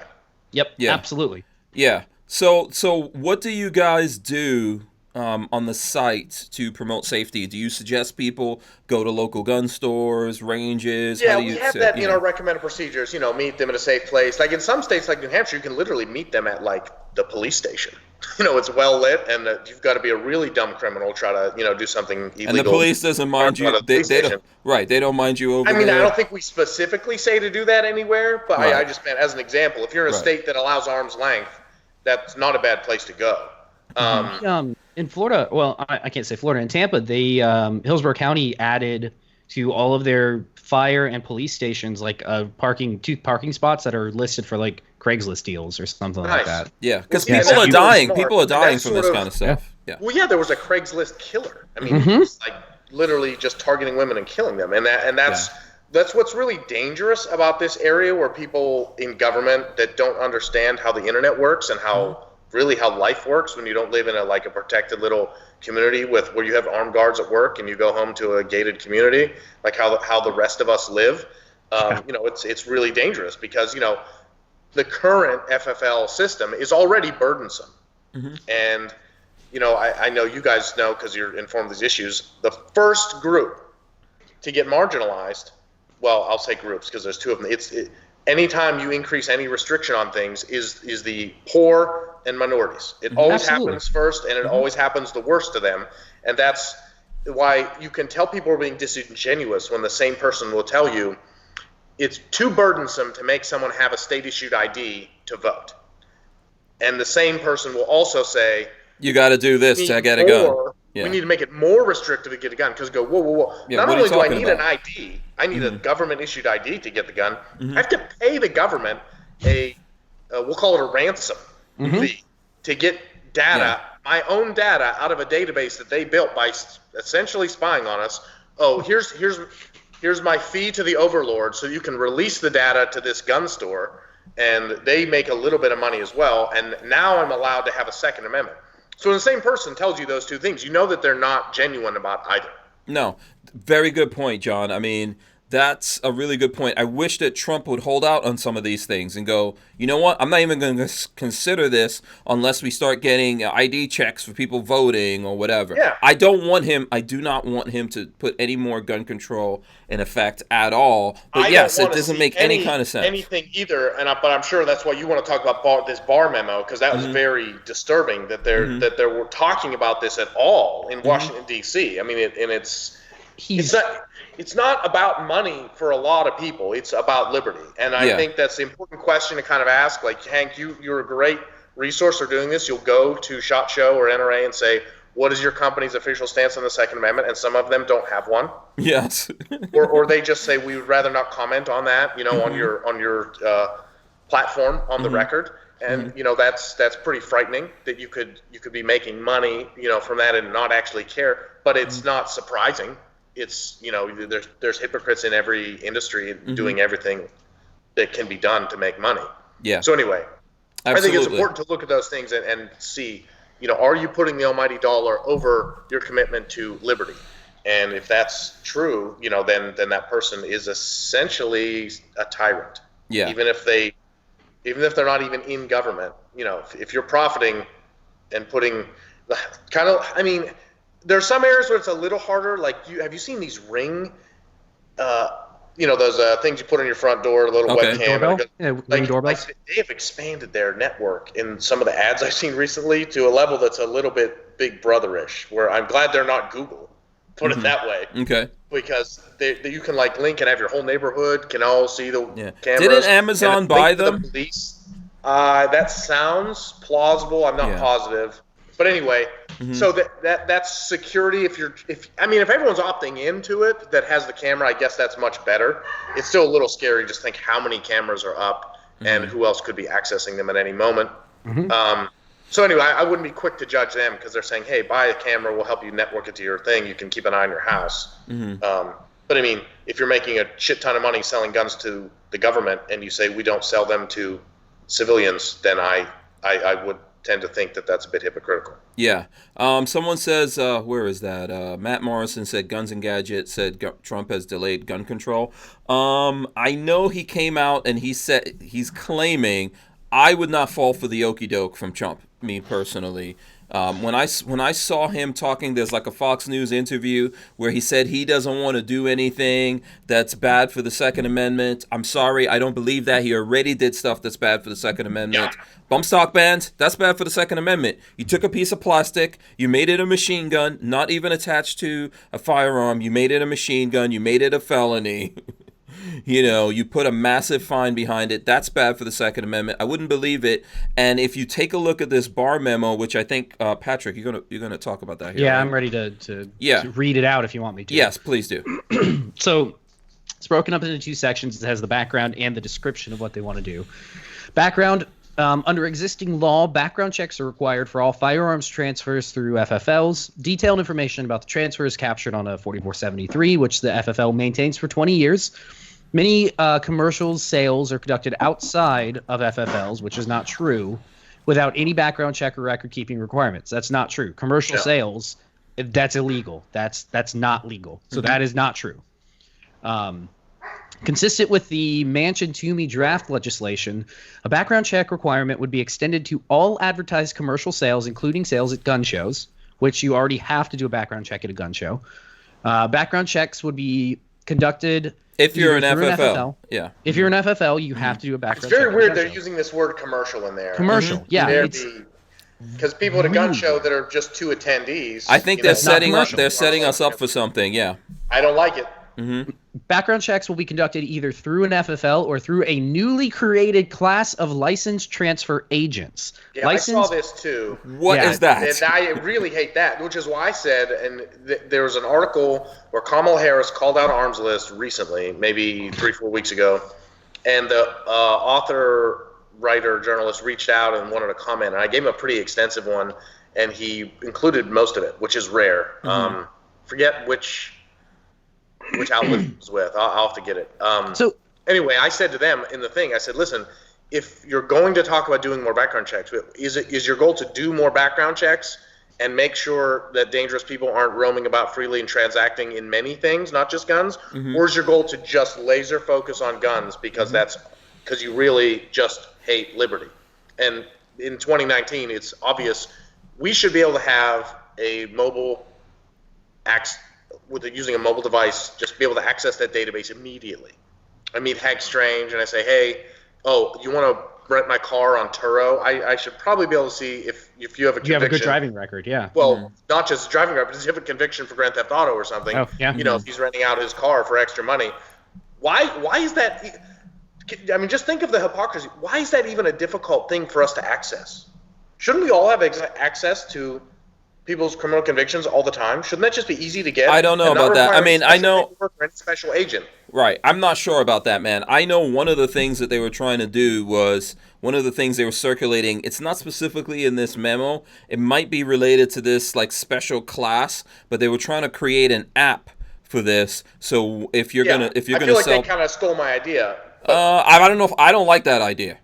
Personally, I don't like it. Listen, I don't like the idea of the government existing if we want to have that conversation, right? Like we should have privately run roads and, we each have our own property and we enforce our rules, because we're intelligent adults. But, insofar as it does exist, I think we have to make a decision. Are we going to allow guns to get over-regulated? Are we going to say if the problem is people with dirty backgrounds, let's make it about who's a felon and who's not a felon first, before we worried about what commercial transaction they're trying to do. Listen, personally, the idea, there's a lot of things that could go wrong with these apps, right? There's a lot of things that could go wrong. So the idea of someone... That's why we don't want to see any legislation at all. Right, yeah. Now, a NICS check comes back like go, no-go, or hold. They're pretty quick most of the time. There's still a lot of false positives, and there's still a lot of people doing straw purchases and other crimes that don't get charged. Right. So it's already a broken system. Yeah, but... It doesn't get charged ever. It's frustrating how much it doesn't. We have a criminal that lived across the street from my parents that Dad almost got into a gunfight with because the guy was stepping on their property, trying to saying "I'll fucking kill you." Literally, "I'll fucking kill you." Guy goes to prison. He gets caught selling drugs, lots and lots and lots of drugs, and goes to jail. He is found to have a revolver in his pocket when they catch him, and the revolver. He's a felon with a firearm, which is not legal, so he couldn't buy it himself. Turns out the girl he was living with across the street bought it for him. To this day, this has been 15 months, a little over a year. To this day, she has not been charged with any sort of straw purchasing, which absolutely that was a straw purchase. She bought it for his benefit. And this borders on the same conversation we're just having about privacy and whatnot. I mean, if you have a lawfully purchased firearm and you're not a felon in your home and someone else walks away with it, that's not something as pro-gun people we want to be the ones saying, hey, yeah, let's make sure you get charged, right? Because what if you have some friend over for dinner and his girlfriend turns out to be a total con artist criminal and she jacks one of your guns and they jam you up for a straw purchase? No, it's true. I mean, so that can all get abused. His girlfriend, live-in girlfriend, who purchased it 2 weeks prior. Well, listen, I'm the last person to defend straw purchases. It's just that the enforcement measures can all be abused so badly, which is why we hate red flag laws so much because we know they will be abused. Yeah, without a doubt. When your dad ran into a problem with this guy, did they arrest him? No, he didn't end up calling the cops. He had it all on video, and the guy finally left and cooled off. And Dad was like, "We're not having a problem. You and I are going to get along. We live across from each other." Like he went and knocked on the guy's door and was like, "We're not doing this ever again. We're not going to be disagreeing. You and I are going to get along as best we can." He did the man thing instead of calling the police on him. Okay. But no, that guy was probably 20 seconds away from being shot because he was from front of the driveway. He started up the driveway at my dad. My dad's, handicapped. I guess you could say that. He's had a DVT a couple years ago and can't run or anything. He's not a strong, in his youth. No, that guy was very close to getting capped, and they solved it. Yeah. Mutually afterwards. But no, it's. Yeah, listen, we have a lot of complicated things going on here. One of the things I think is that there's a lot of situations that are floating around out there that are just not dealt with properly, right? But to go back to the app thing, I think the idea of putting it in people's hands that like, okay, now I'm going to have someone, fill out a 4473 on a phone. That information is going through the app. Well, here's the whole reason I think it's a better idea is that it's a force multiplier, right? That's because you have more people conducting more background checks more frequently, which is a positive thing. But we wouldn't link it to any other data than the fact that someone, you probably need a picture of their driver's license or something, right? That would be the quickest way to get a positive good ID is just say someone checked this on this date and this time, and yes, Hank Strange is not a felon. Congratulations. Yeah. That's it. So for this background thing that's going through right now, would you be fine with it if it were free and not mandatory? If they created an app that were free to use for anybody that wants to if people can make that choice, if you can make a choice, you guys that is pretty much the only way it works. Yeah. Completely different thing. I know John Woods wants us to finish the memo. See, if you have a choice, it's a completely different thing because, like I said before, I think that most of us, we're not just selling our guns to anyone and all that kind of stuff. So I don't think we should be forced into this, to be honest. And a lot of people... It has to be free and optional for two reasons. One, because it's an infringement on liberty if it's anything else. And two, just practically speaking, if you charge money and say it's mandatory, guess who's not going to do it? Oh, everybody. And they're saying that they're doing all of this to catch the smugglers. Do it just because it's the law. But this is going to do it anyways, though. Yeah, but this is to catch the smugglers and all that, and they're not going to do it. But listen, let's go on. Let's go on to the memo. Keep going with the memo. Okay, sorry. Yeah, we'll get lost in the weeds. Licensed transfer agents would not carry firearm inventory, but would be authorized by ATF to initiate background checks for private sales through the National the NICS, including both verifying a buyer's identity and communicating with the NICS. A commercial seller who is not a licensed dealer and does not want an FFL or transfer that none of that makes sense. Anyways. Does not want an FFL or transfer agent to retain a 4473, could go to an FFL or transfer agent to complete a background check before completing a transfer and generate two forms, bill of sale and a new form.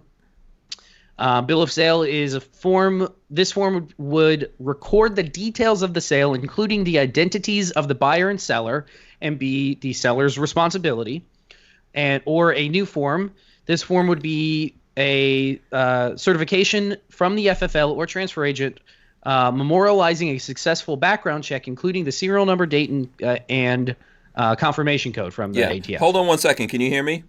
Yeah. Yeah. So the first thing you said, it was bill of sale / chain of title. Yeah. That's the important part in that. That's the important part of that. Did you go back and take a look at that? Yeah. Bill of sale / chain of title. What the holy hell? Oh yeah, it's like chain of title. They're going to register it like your car. Yeah, yeah, that's what that is. Yeah, if you sell your car to someone and a day, a week, a month, 10 years later they do something horrible with that car, are you responsible for that? Of course not. Well, so and this is the problem when this comes up, is because one, it's a de facto registration, which is a terrible idea. Of course. But two, if you did an arm's length sale, legally, as you are permitted to do in your state, and someone could be 4 owners down the road commits a crime with it, currently, it's easier for someone to try to blame you than if you had them fill out the form just like your car. You can say, I sold the car to the guy. We transferred the title. It was his car. So some of the people that are defending this infringement of liberty will say it's going to make you safer. You know, it's going to help prove that it's not yours anymore. Yeah. But how many of us ever sell guns? Right. You know. So yeah, okay, so go ahead. Finish reading it, and then we can get into the whole thing here. Background checks would be conducted based on the same information as a 4473. If a denial occurs, a referral would be made to law enforcement. So automatically, if somebody gets denied, should be pumped to a law enforcement person saying, "Hey, this person tried to buy supposed to now," and they never do it. But they never do anyways. Oh, but when they change this, you see. There's certain people that they don't go after, they don't do anything about. But the individual in America, they're always looking for a reason to put your ass in jail, right? So if this goes wrong, this thing is going out to them. Who knows exactly how that's going to happen? And if it doesn't happen the way it's supposed to happen, now you're going to become responsible for this. And at some point, someone's going to show up now, and you have to answer to that person, right? Because someone tried to buy something from you, they got flagged or whatever it is, and you have to deal with that situation.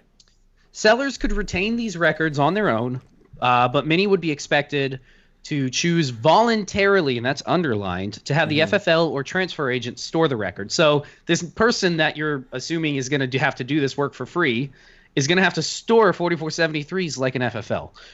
The record-keeping requirements would be enforced via civil penalties, underlined. Also, if a firearm were used, civil penalties, not criminal. Keep going. Also, if a firearm were used in a crime, the seller would enjoy the same civil immunities as FFLs if he could produce the forms from his own records or from those retained by the FFL or transfer agent. Basically, this was used in a crime. Why'd you sell it to this guy? Well, I got an approval on the NICS system. Oh, okay, you're fine. Yeah. But God forbid you misplace that paperwork. We're coming after you. It's opening you up for civil liability for something that another human being chooses to do with an inanimate object that you sold to them. If you sold them a baseball bat at a garage sale or a hammer, beat somebody to death. It's your fault. Yeah, or a knife. It's on. Why didn't you know that guy was going to go beat his fiance to death with the baseball bat? You should have known that. This is your fault. Mm-hmm. Yeah. Well, what if you sold him a whole bunch of alcohol and he got really drunk and then did something bad, like drunk driving or domestic abuse? Is there anywhere else where we have this lingering chain of custody? Why do we let them get away with that? I think you have that. You have that if you're at a party or certain things, but in a, there's an obvious immediate impairment if someone's in a bar and they're drunk and you keep letting them drink and so on, or at a party. The chain is much shorter though. Right. They'll go after the bar or the bartender. They don't try to sue the alcohol manufacturer. No.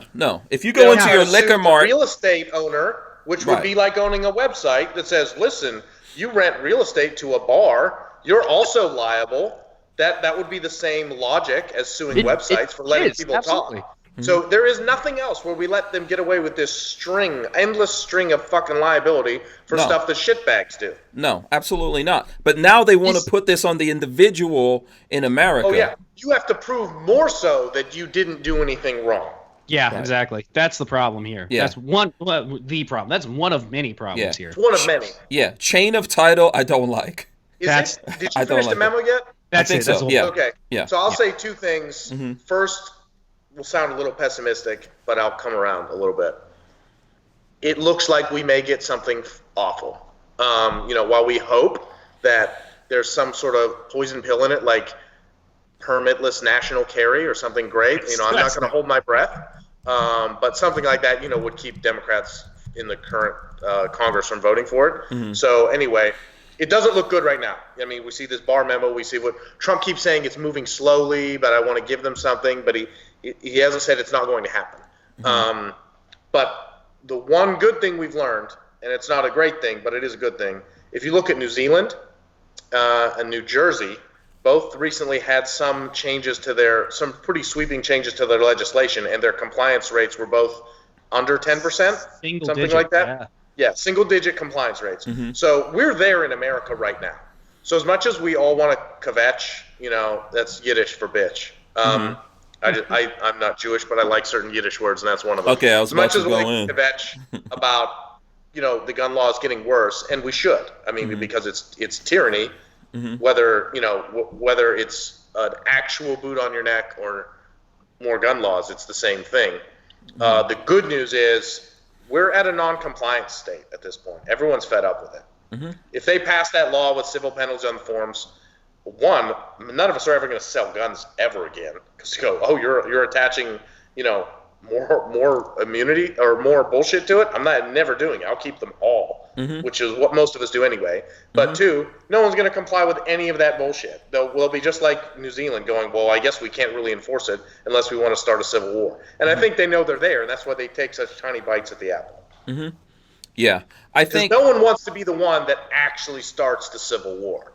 Not. It's not going to be fun for anyone. It's not a situation I look forward to. Beto and will say on camera I was just about to say, he's the only one dumb enough. He's not a smart. He doesn't have any clue what he's asking for. He's not a smart politician. I don't know if he's a smart human being. I've never seen him take a math test, but that was a bad move. But anyway, the good news is we're in an era where the compliance will be nearly zero. Yeah. Also, let me ask you this question. If you have to do all of this as the individual, what's the point of having FFLs? Yeah, really? Well, why can't I just order something from a store and they send it to me then? Yeah, can't they ship it all directly to my house? Yeah. What are we doing? I've already run the background check. I'm safe. It's coming right to me. It's Yeah, and like you're saying, man, something that is important in our nation, I don't know, maybe it's not important, but voting, basically the same people want you to just be able to show up there as much as you feel like it and vote without even showing ID, But then when it comes to this, they want a chain of title, a title of chain or whatever the hell it is, Yeah, well, let's talk about the exact same thing from a slightly different angle and again show how ridiculous it is, right? How many, and I don't need an exact number or times and places, but roughly how many 4473s do you think have been run on you guys? Oh, I don't know. A lot. Probably. Double digits for sure. Is it for sure? Yeah, triple. Yeah. Maybe triple. Okay. Maybe not quite triple yet. Okay, but we're going to say well into the double digits. Now, let me ask you this: how many other gun owners do you think is a similar story? Most. In the double digits, at least most of them out there. Yeah, or at least 10. More than half of gun owners. So we'll just say roughly half of gun owners are in that double-digit background check, multiple purchases in a lifetime, and that's probably accounts for. We'll be conservative. We'll say 80% of the checks done at gun stores. So 80% of the work we put through that system is to just keep checking the same people that never do anything wrong. For what? Basically, yeah. Yeah. Talk about a massive waste of resources. Why don't we spend more time checking the people that are on probation or whatever? And I don't want to personally do that because I'm not a fan of Big Brother and invading people's privacy. But the point is, if it's such a smart idea to scrutinize this this half of gun owners even harder, then why aren't we scrutinizing other people? That doesn't make any sense. Yeah, I agree with that. And there's a lot of why are we if they're trying to say that this is for the bad guys, this is for the smugglers and all of that, where's the heavy penalties for those? Sometimes these smugglers are cops. Sometimes these guys are bad guys are law enforcement. I think there was a case where one of these guys was in Congress, right? And he was selling guns. A guy out in California got busted on smuggling. What happened to that dude? I think he did time. I think he's doing time right now. He needs to probably be doing more than that. And here's the other thing. What about when our government did it with Operation Wide Receiver, Fast and Furious, guns across the border, etc. No. They're Hank. You don't realize that they're of a higher class of citizen than the rest of us. They don't have to. They can plead the fifth. Why didn't Hillary Clinton get busted for destroying evidence that was under federal subpoena? They're a different class citizen. They don't have to. Yeah. Come on, you guys. All right, let me ask you guys a different question. It's going to shift the conversation a little bit, but it's kind of the same thing. In light of everything else, let's say something 100% identical in the fact pattern to what happened to the Branch Davidian compound. Which, by the way, did you guys see the ATF tried to honor those agents on the anniversary of the thing, and they got trolled in the comments about killing innocent civilians? As they should. That means the spirit, of rebellion and holding government accountable is alive and well. Yeah, we haven't forgotten, mofos.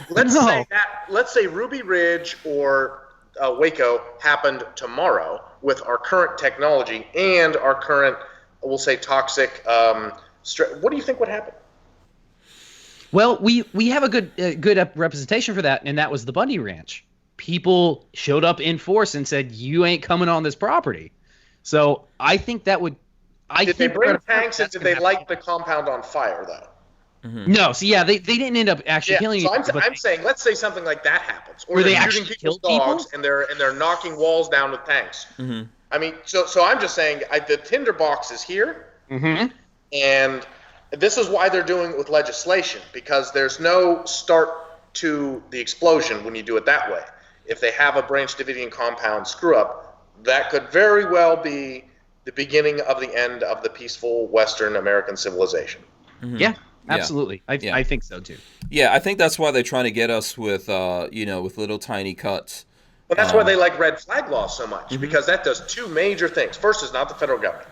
Now it's local. And second, it's person A ratting on person B and then having to settle it at the local, maybe state police level, depending, where you live. So not everywhere has local police.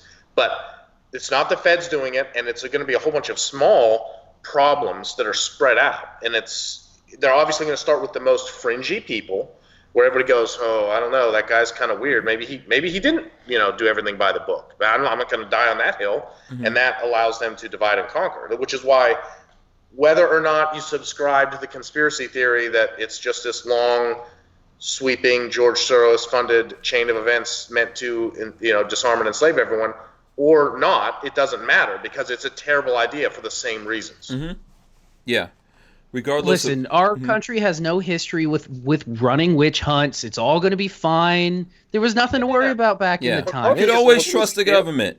It's never happened. We've never had a witch hunt before. Don't think we're going to turn on each other in a heartbeat. No, they're not going to. A community would never do that. Yeah. Well, the Whiskey Rebellion was in Pennsylvania. They tarred and feathered federal revenue agents and said, go back to D.C. Yeah, exactly. I mean, it didn't end well overall, but the point is that the spirit of rebellion was there. Americans like rebellion to an extent. We don't like to conform and just say, okay, government, tell us what to do.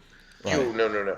That's what makes, like, when people, like we were talking about earlier, what makes America so great. That's one of the things that makes America so great. What's happening is they are trying to disarm people. If you look, like I looked at it, they're saying this is because of school shootings and stuff like that, right? Which is statistically irrelevant. Yeah. Listen, there was, there's the gun-free zone. Do you know that was a law put into effect federally in 1990? Do you know that? Didn't Biden either co-sponsor or sign it too? Yeah. Gun-free zones, federal law, 1990. Since 1990 that they put that in effect, federal law, it's illegal to go on a school ground with a gun.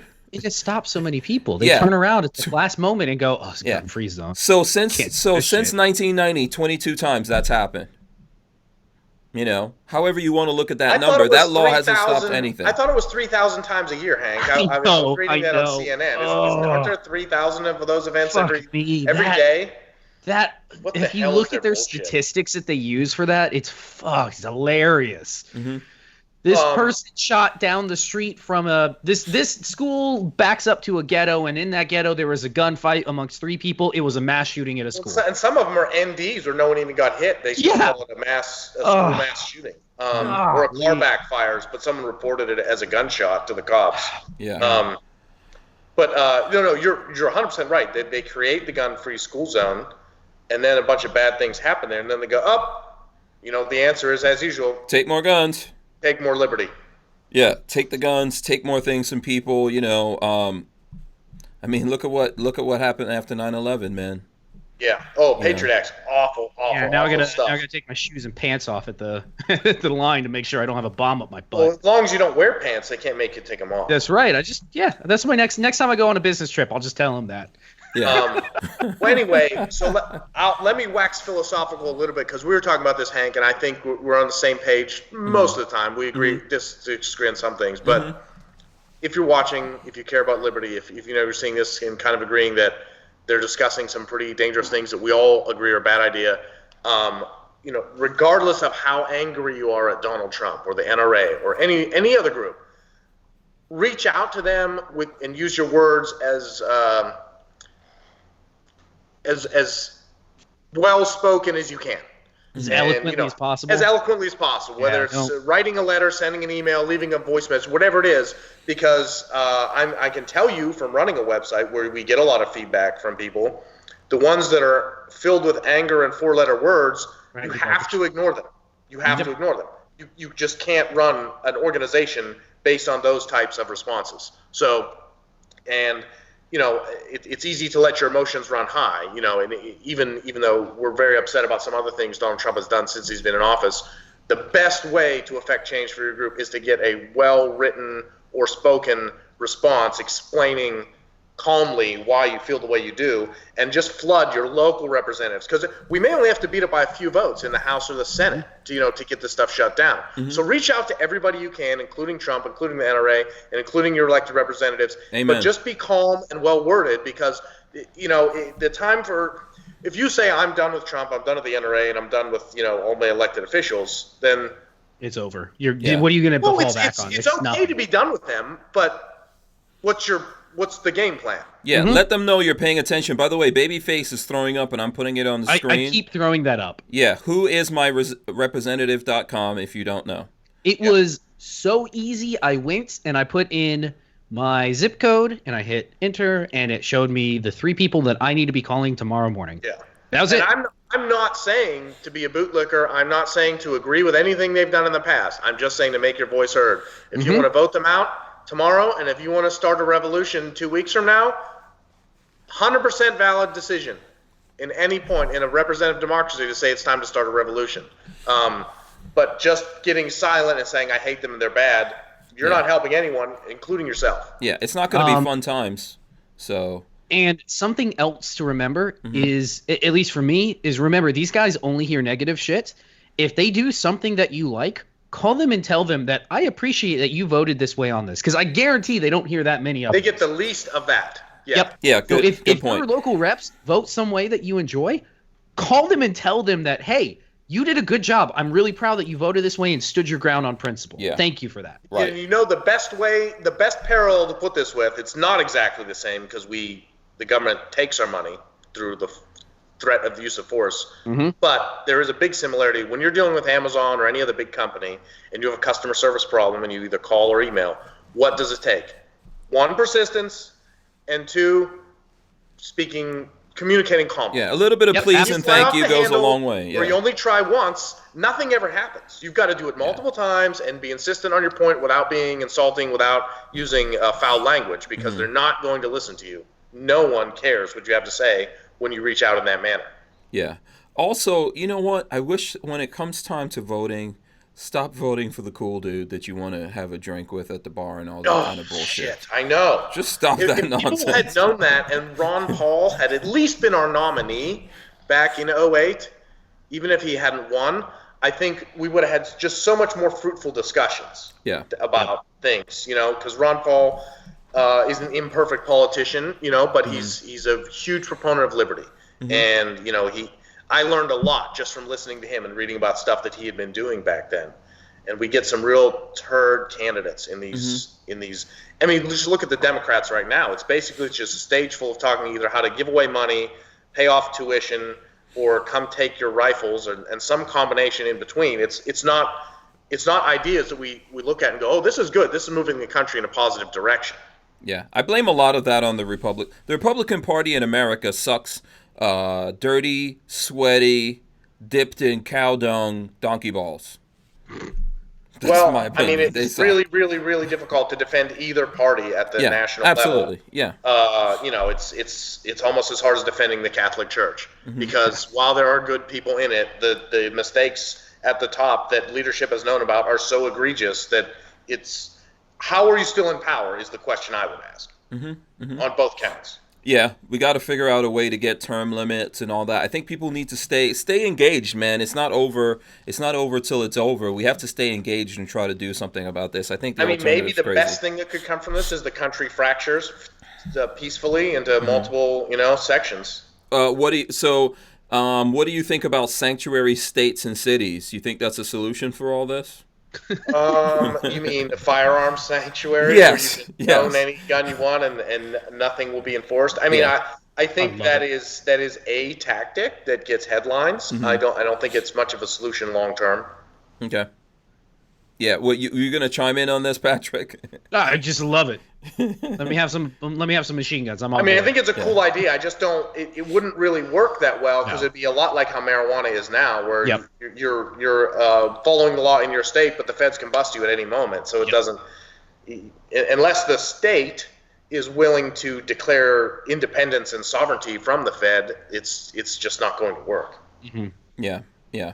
Absolutely. All right. Let me see. I don't know if there's anything else anyone else wants to add to this. I would say do not believe like when Trump is saying, "Oh, we're not going to do anything to harm the Second Amendment." I want to circle back to this. Yeah. Because you mentioned it earlier when we talked about the thing, but finish what you're saying. No, go ahead. I'm just trying to tell people don't. Because I don't trust any politician at their word anymore. Dan Crenshaw was a really good one for that. He's like, "Hey, I'm a vet and I'm pro Second Amendment." There's like, "Hey, everybody, let's get some red flag laws going." You know, like that was a very quick turn for him, I think, from being a guy that we all thought was pro-Second Amendment to not. And the same goes with Trump. I mean, I personally don't think the bump stock ban can completely be laid on Trump because obviously the device, the ATF classification, and all these other things happened before he got there. It was a shitty thing to have to deal with in the first place. But let's go ahead and say it still wasn't handled right. You know what I mean? Would have been better if the ATF just went, yeah, you probably shouldn't make these. That would have been a lot better for everybody because you can bump fire without a special stock. You know what I mean? Because you're not changing anything about the gun. But anyway, so we have reason not to trust Trump just like any other politician. And, you know, so going forward, I would just say the same thing. Keep the pressure on them. You don't have to trust them, but don't say I'm done with them and I'm not going to talk to them unless you're ready to go take the first bullet in the what we would call the 21st century American Revolution. Because if you do something in between, you know, between reaching out and trying to work within the system we have and just giving up and going off on your own, or sorry, not in between. They're working in the system we have is the right way to try to deal with it. And if you're not willing to take the first bullet and be the first martyr for the revolution, then you're just part of the problem. You're not helping at all. Yep. Yeah. By the way, I think a lot of people say that, but they don't really mean it. You know, everyone says, "Oh, yeah, I'm ready to fight." I think most people are just going to comply. It's the analogy that I've said about aliens. If the president comes on air tomorrow, and like I said earlier, you know, the Navy admits that those are UFOs. They don't know what those things we've seen, like in at least 3 videos, those are UFOs. If they come out tomorrow and say aliens are here, they're our overlords, they have more firepower than us, we have to do what they say, most people are going to comply with that. Not everyone's actually going to go out there and fight, and I think that... you know, a lot of people say that. It's just like you've seen Maj coming out and saying, like, everyone's saying, "Oh, I'm just going to say I lost it in a boating accident." Yeah, I hate that. It's the worst. That's the worst thing. Yeah. Yeah. And it's a good joke. It's not going to actually happen. No. It's not going to do anything. We actually need to do... Well, it was a funny joke when people first started telling it 10 years ago. Now it's just a bad, terrible joke. Yeah. It's a joke that's run its course long ago. Yeah. It doesn't apply in a world where these dudes, like, they come on air, the ones, like, Beta wants to get attention, so he comes on air, and he says, "Yes, we're coming for your ARs and your AK-47s. That's what everyone else is thinking. I'll be honest with you, that's what Republicans are thinking. It doesn't work in this world anymore. You have to actually start working on things. There's no such thing as grandfathering in and all that kind of stuff, and don't believe that they won't actually go out there looking for that stuff. Well, and here's the thing. Beto says, "Oh, we're going to take your AR-15 on live news," so we've all heard that and seen it, you know, so that when they try to float through some other crap that doesn't sound nearly as bad by comparison, but is still awful in terms of its infringement on liberty and our right to keep and bear arms, a big chunk of the population is going to be much more willing to accept it because they've been conditioned by this crazy talk. Yeah. Well, look at what Trump says. Trump says, "Oh, because Beta came out and said that," and I'm deliberately calling him Beta, because he came out and said that, he's messing us up. And what Trump means is by, like, listen, hey, I was about to drop some gun control on these mofos, and now you spilling the beans too early. Stop spilling the beans. Here's what I'll say about that.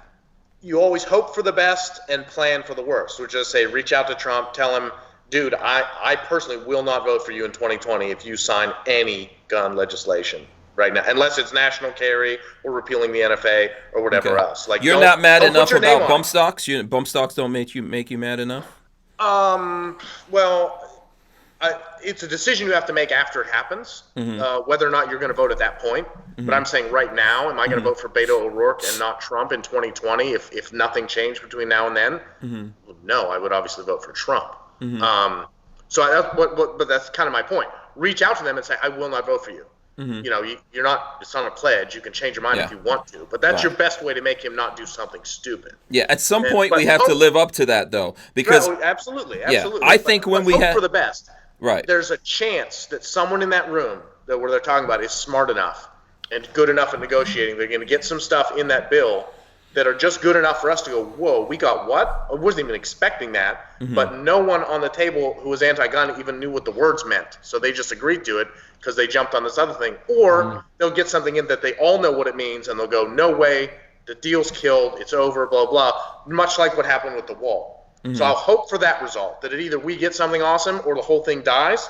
But I will plan for the worst, is that it's coming from a Republican White House and a Republican Senate that are going to sign this piece of shit legislation. So I just continue to reach out to everyone, president, pro-gun groups, and all of my officials. Congressmen, senators. Don't do it.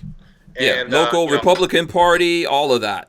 Yeah, hit them all and try, because it's not like it makes your position any better if you don't say anything and they still pass it. Yeah. By the way, Democrats were running scared when Beta said that thing. You know. Yeah, because it's easier to chip away at us one cut at a time than it is to come out and be like, yeah, this is our ultimate goal. This truly, and that's what he did, is he came out and was like, this is what we've always wanted to do, basically.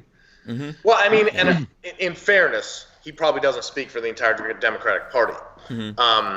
But every time Obama would get on a stage and, you know, shout from the graves of children, or he would do fake tears too, you know, and talk about that stuff, he would say, well, I don't want to take your guns. We don't want to take any of your guns. And he was, you know, the most disingenuous. There, because I think honestly he probably even did believe it by the end, because he was like, well, I can't get it through Congress anyway, so I'll just tell them I don't want to take their guns because I couldn't politically get it through anyway. Yeah, but Trump they tried very hard. Yeah, Trump gives our side an incredibly immense amount of like security. Like we feel like, oh, there's nothing going to happen. We got Trump up there. Should feel that way. Yeah, it's almost like you need to have someone. Most people are skeptical, or are fairly skeptical, but I think I agree with you in that it's not truly a sense of security. It's an inability to rally support and activity, you know, from the large group of pro-gun Americans that actually understand how liberty works,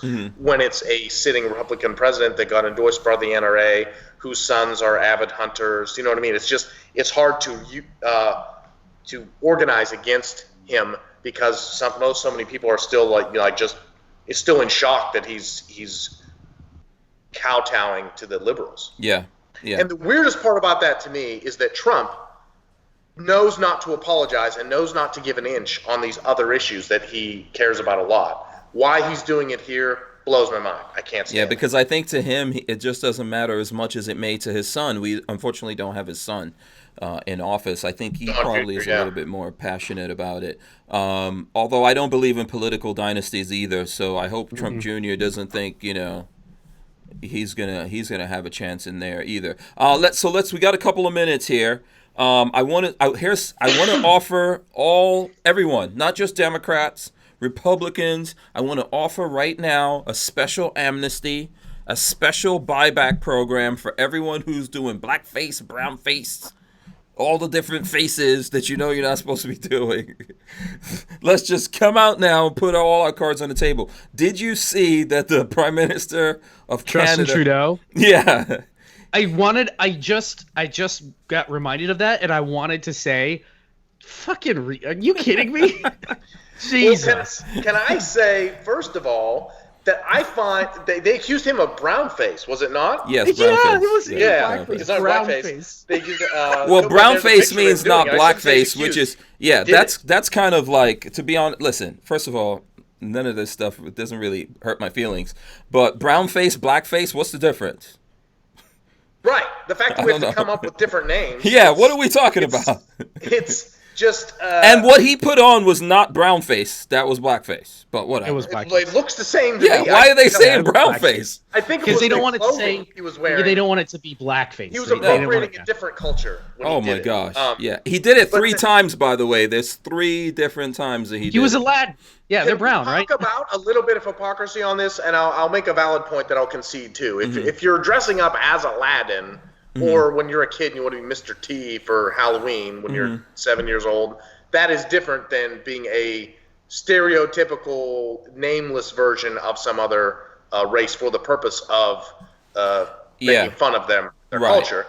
But on the same token, Jimmy Kimmel dressed up, did Charles Barkley blackface and imitated his voice. And what does he get a pass because he cries on late night TV about social justice issues? Is that how the deal works? I don't really know what's going on here. I think it's hypocrisy. It's not bothering me from a point of view of someone doing that.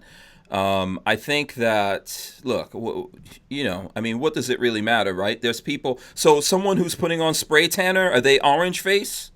What's happening here exactly? So that part of it, I'm not really super worried about. And then also at the same time, so if you're dressing up as Aladdin, why do you need to change the color? If I'm dressing up as some kind of white superhero, do I need, I wouldn't see myself putting on white makeup to be the white superhero. Right. And that's what makes it weird too, is that you could, it's the liberals like rules they can just apply generally. Like, you did makeup on your face to make yourself look a certain color. We're deeming that hugely racist and completely unacceptable. You know what I mean? Whereas if you go up, like I did watching Chappelle's show, when he would do the white newscaster, that was like really funny.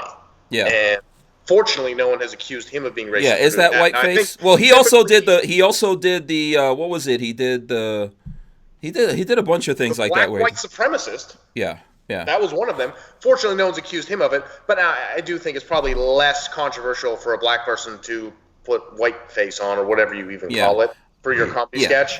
That doesn't bother me so much. Really, honestly, all that stuff, I don't really care about it. I think a lot of things is the intent behind what you're doing things. I think the problem here for me... You can't teach intent to an angry social justice mob. No, that's not how they That's where it becomes a problem. Anything else anyone else does, these guys jump all over it. How could you not use the proper pronoun or whatever it is? Kevin Hart got beat to hell by this social justice media over, I saw the joke, heard it explained in, I think it was it Bill Burr's special or Chappelle? Whatever. They actually went through like the whole thing and laid it out. I think it was Chappelle.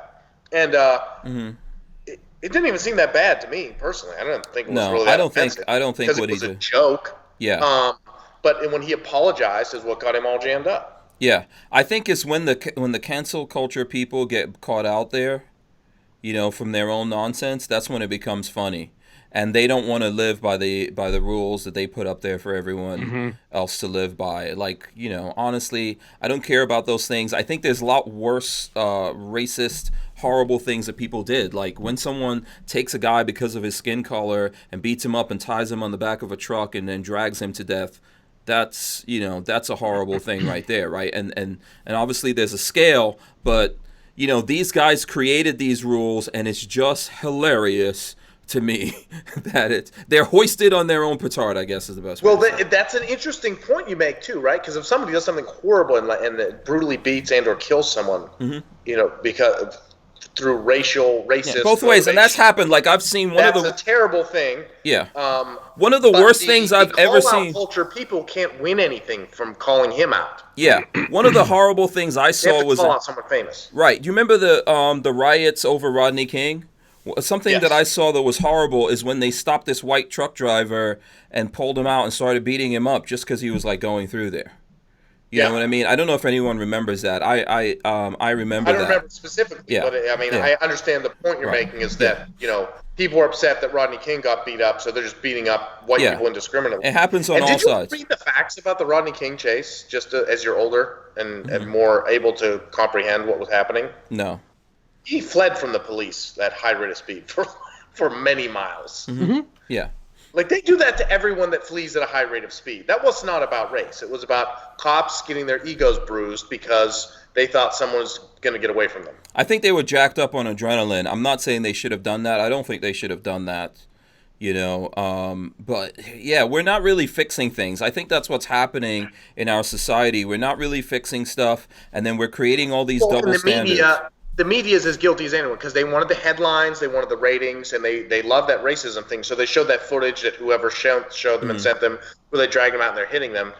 Because they didn't have the helicopter footage of the chase. Yeah. Like, when you see the chase, and then you see him drag him out and smack him and throw his face in the ground, you're like, yeah, you ran from the cops. That's what they do. Didn't you know? They're police. They get their little egos bruised, and they will beat the shit out. Yeah.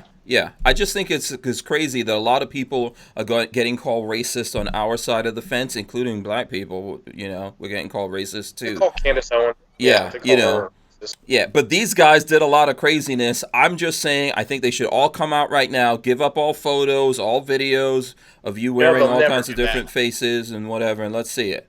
Didn't you see Ben Shapiro gets called a Nazi more than anyone else? He's a Jew. Yeah. He's an Orthodox Jew, too. Yeah, he's an Orthodox Jew. Yeah. we could honestly go on with this. Okay, listen, you know what? I'm going to wrap this up. Actually, John, you got to come back, man, because you're a great guest.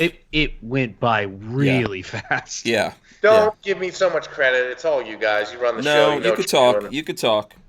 You were a good guest, man. I think people enjoyed it too. So we have to have you come back here. Let's do this. Let's wrap up here. Babyface, how can people get in touch with you? You're now a YouTube megastar. Yeah, that's right. 1,000 subs. BabyfaceP.com will take you to my Facebook page, or youtube.com/babyfaceP. That'll bring you to my channel. Baby_faceP on Instagram. I have some projects that I'm working on. I know it's been slow and I haven't brought out content lately, but stuff's coming down the pike. Beyond that, call your representatives. You don't have to come sub to me. You know what? If you call your representatives and want to unsub for me, I'll take that. Just start calling. I'm going to post it one more time. Once I grab the URL to call your reps, to find your reps and call them. Even if you think they don't care, call them anyways. Yes. And you know what else? Send a couple physical letters off, too. Takes a minute, but it's a lot harder to throw that in the garbage than it is to hit delete on an email. So just float a few out there because it's one more way of reaching them. Yeah, by the way, GOA has a form you can fill out. You can go to GOA. I shared it on my social media. If you're a member of GOA, you'll probably get that. I think lots of folks have that form. I'm not trying to pin it just on those guys, but try to do something. All right, so John, how can people get in touch with you if they've got more questions and things like that, or if they just want to follow you guys on social media? I mean, just go to armslist.com. If you haven't visited already, if you haven't checked it out, it's pretty easy to find. And we do YouTube, Facebook, Instagram. There's a Twitter, but it's primarily just the Instagram photos that get posted to Twitter and some of our YouTube stuff. Okay. All right. Very cool. All right. So that's it. I'm gonna wrap this up. Let me drop the end. Everyone, stay right there. I'll drop the end. Just remind you guys, please subscribe. Okay. Thumbs ups. Ring the bell so you can be notified every time that we go live, and you can keep up with all the shows. Don't forget to follow Armslist, follow Babyface P, follow us. We'll be back tomorrow. It's Friday. We'll have a party. We'll see you. Shout out to Safety Harbor Firearms. I see him out there. We'll see him tomorrow on the show. Any other final words, John? Nothing to add. Thank you very much for having me. It was all-wheel drive all the time. It's not as good for power sliding. Yeah. That's all I would say. All right, we're out of here. We'll see you guys tomorrow. Peace.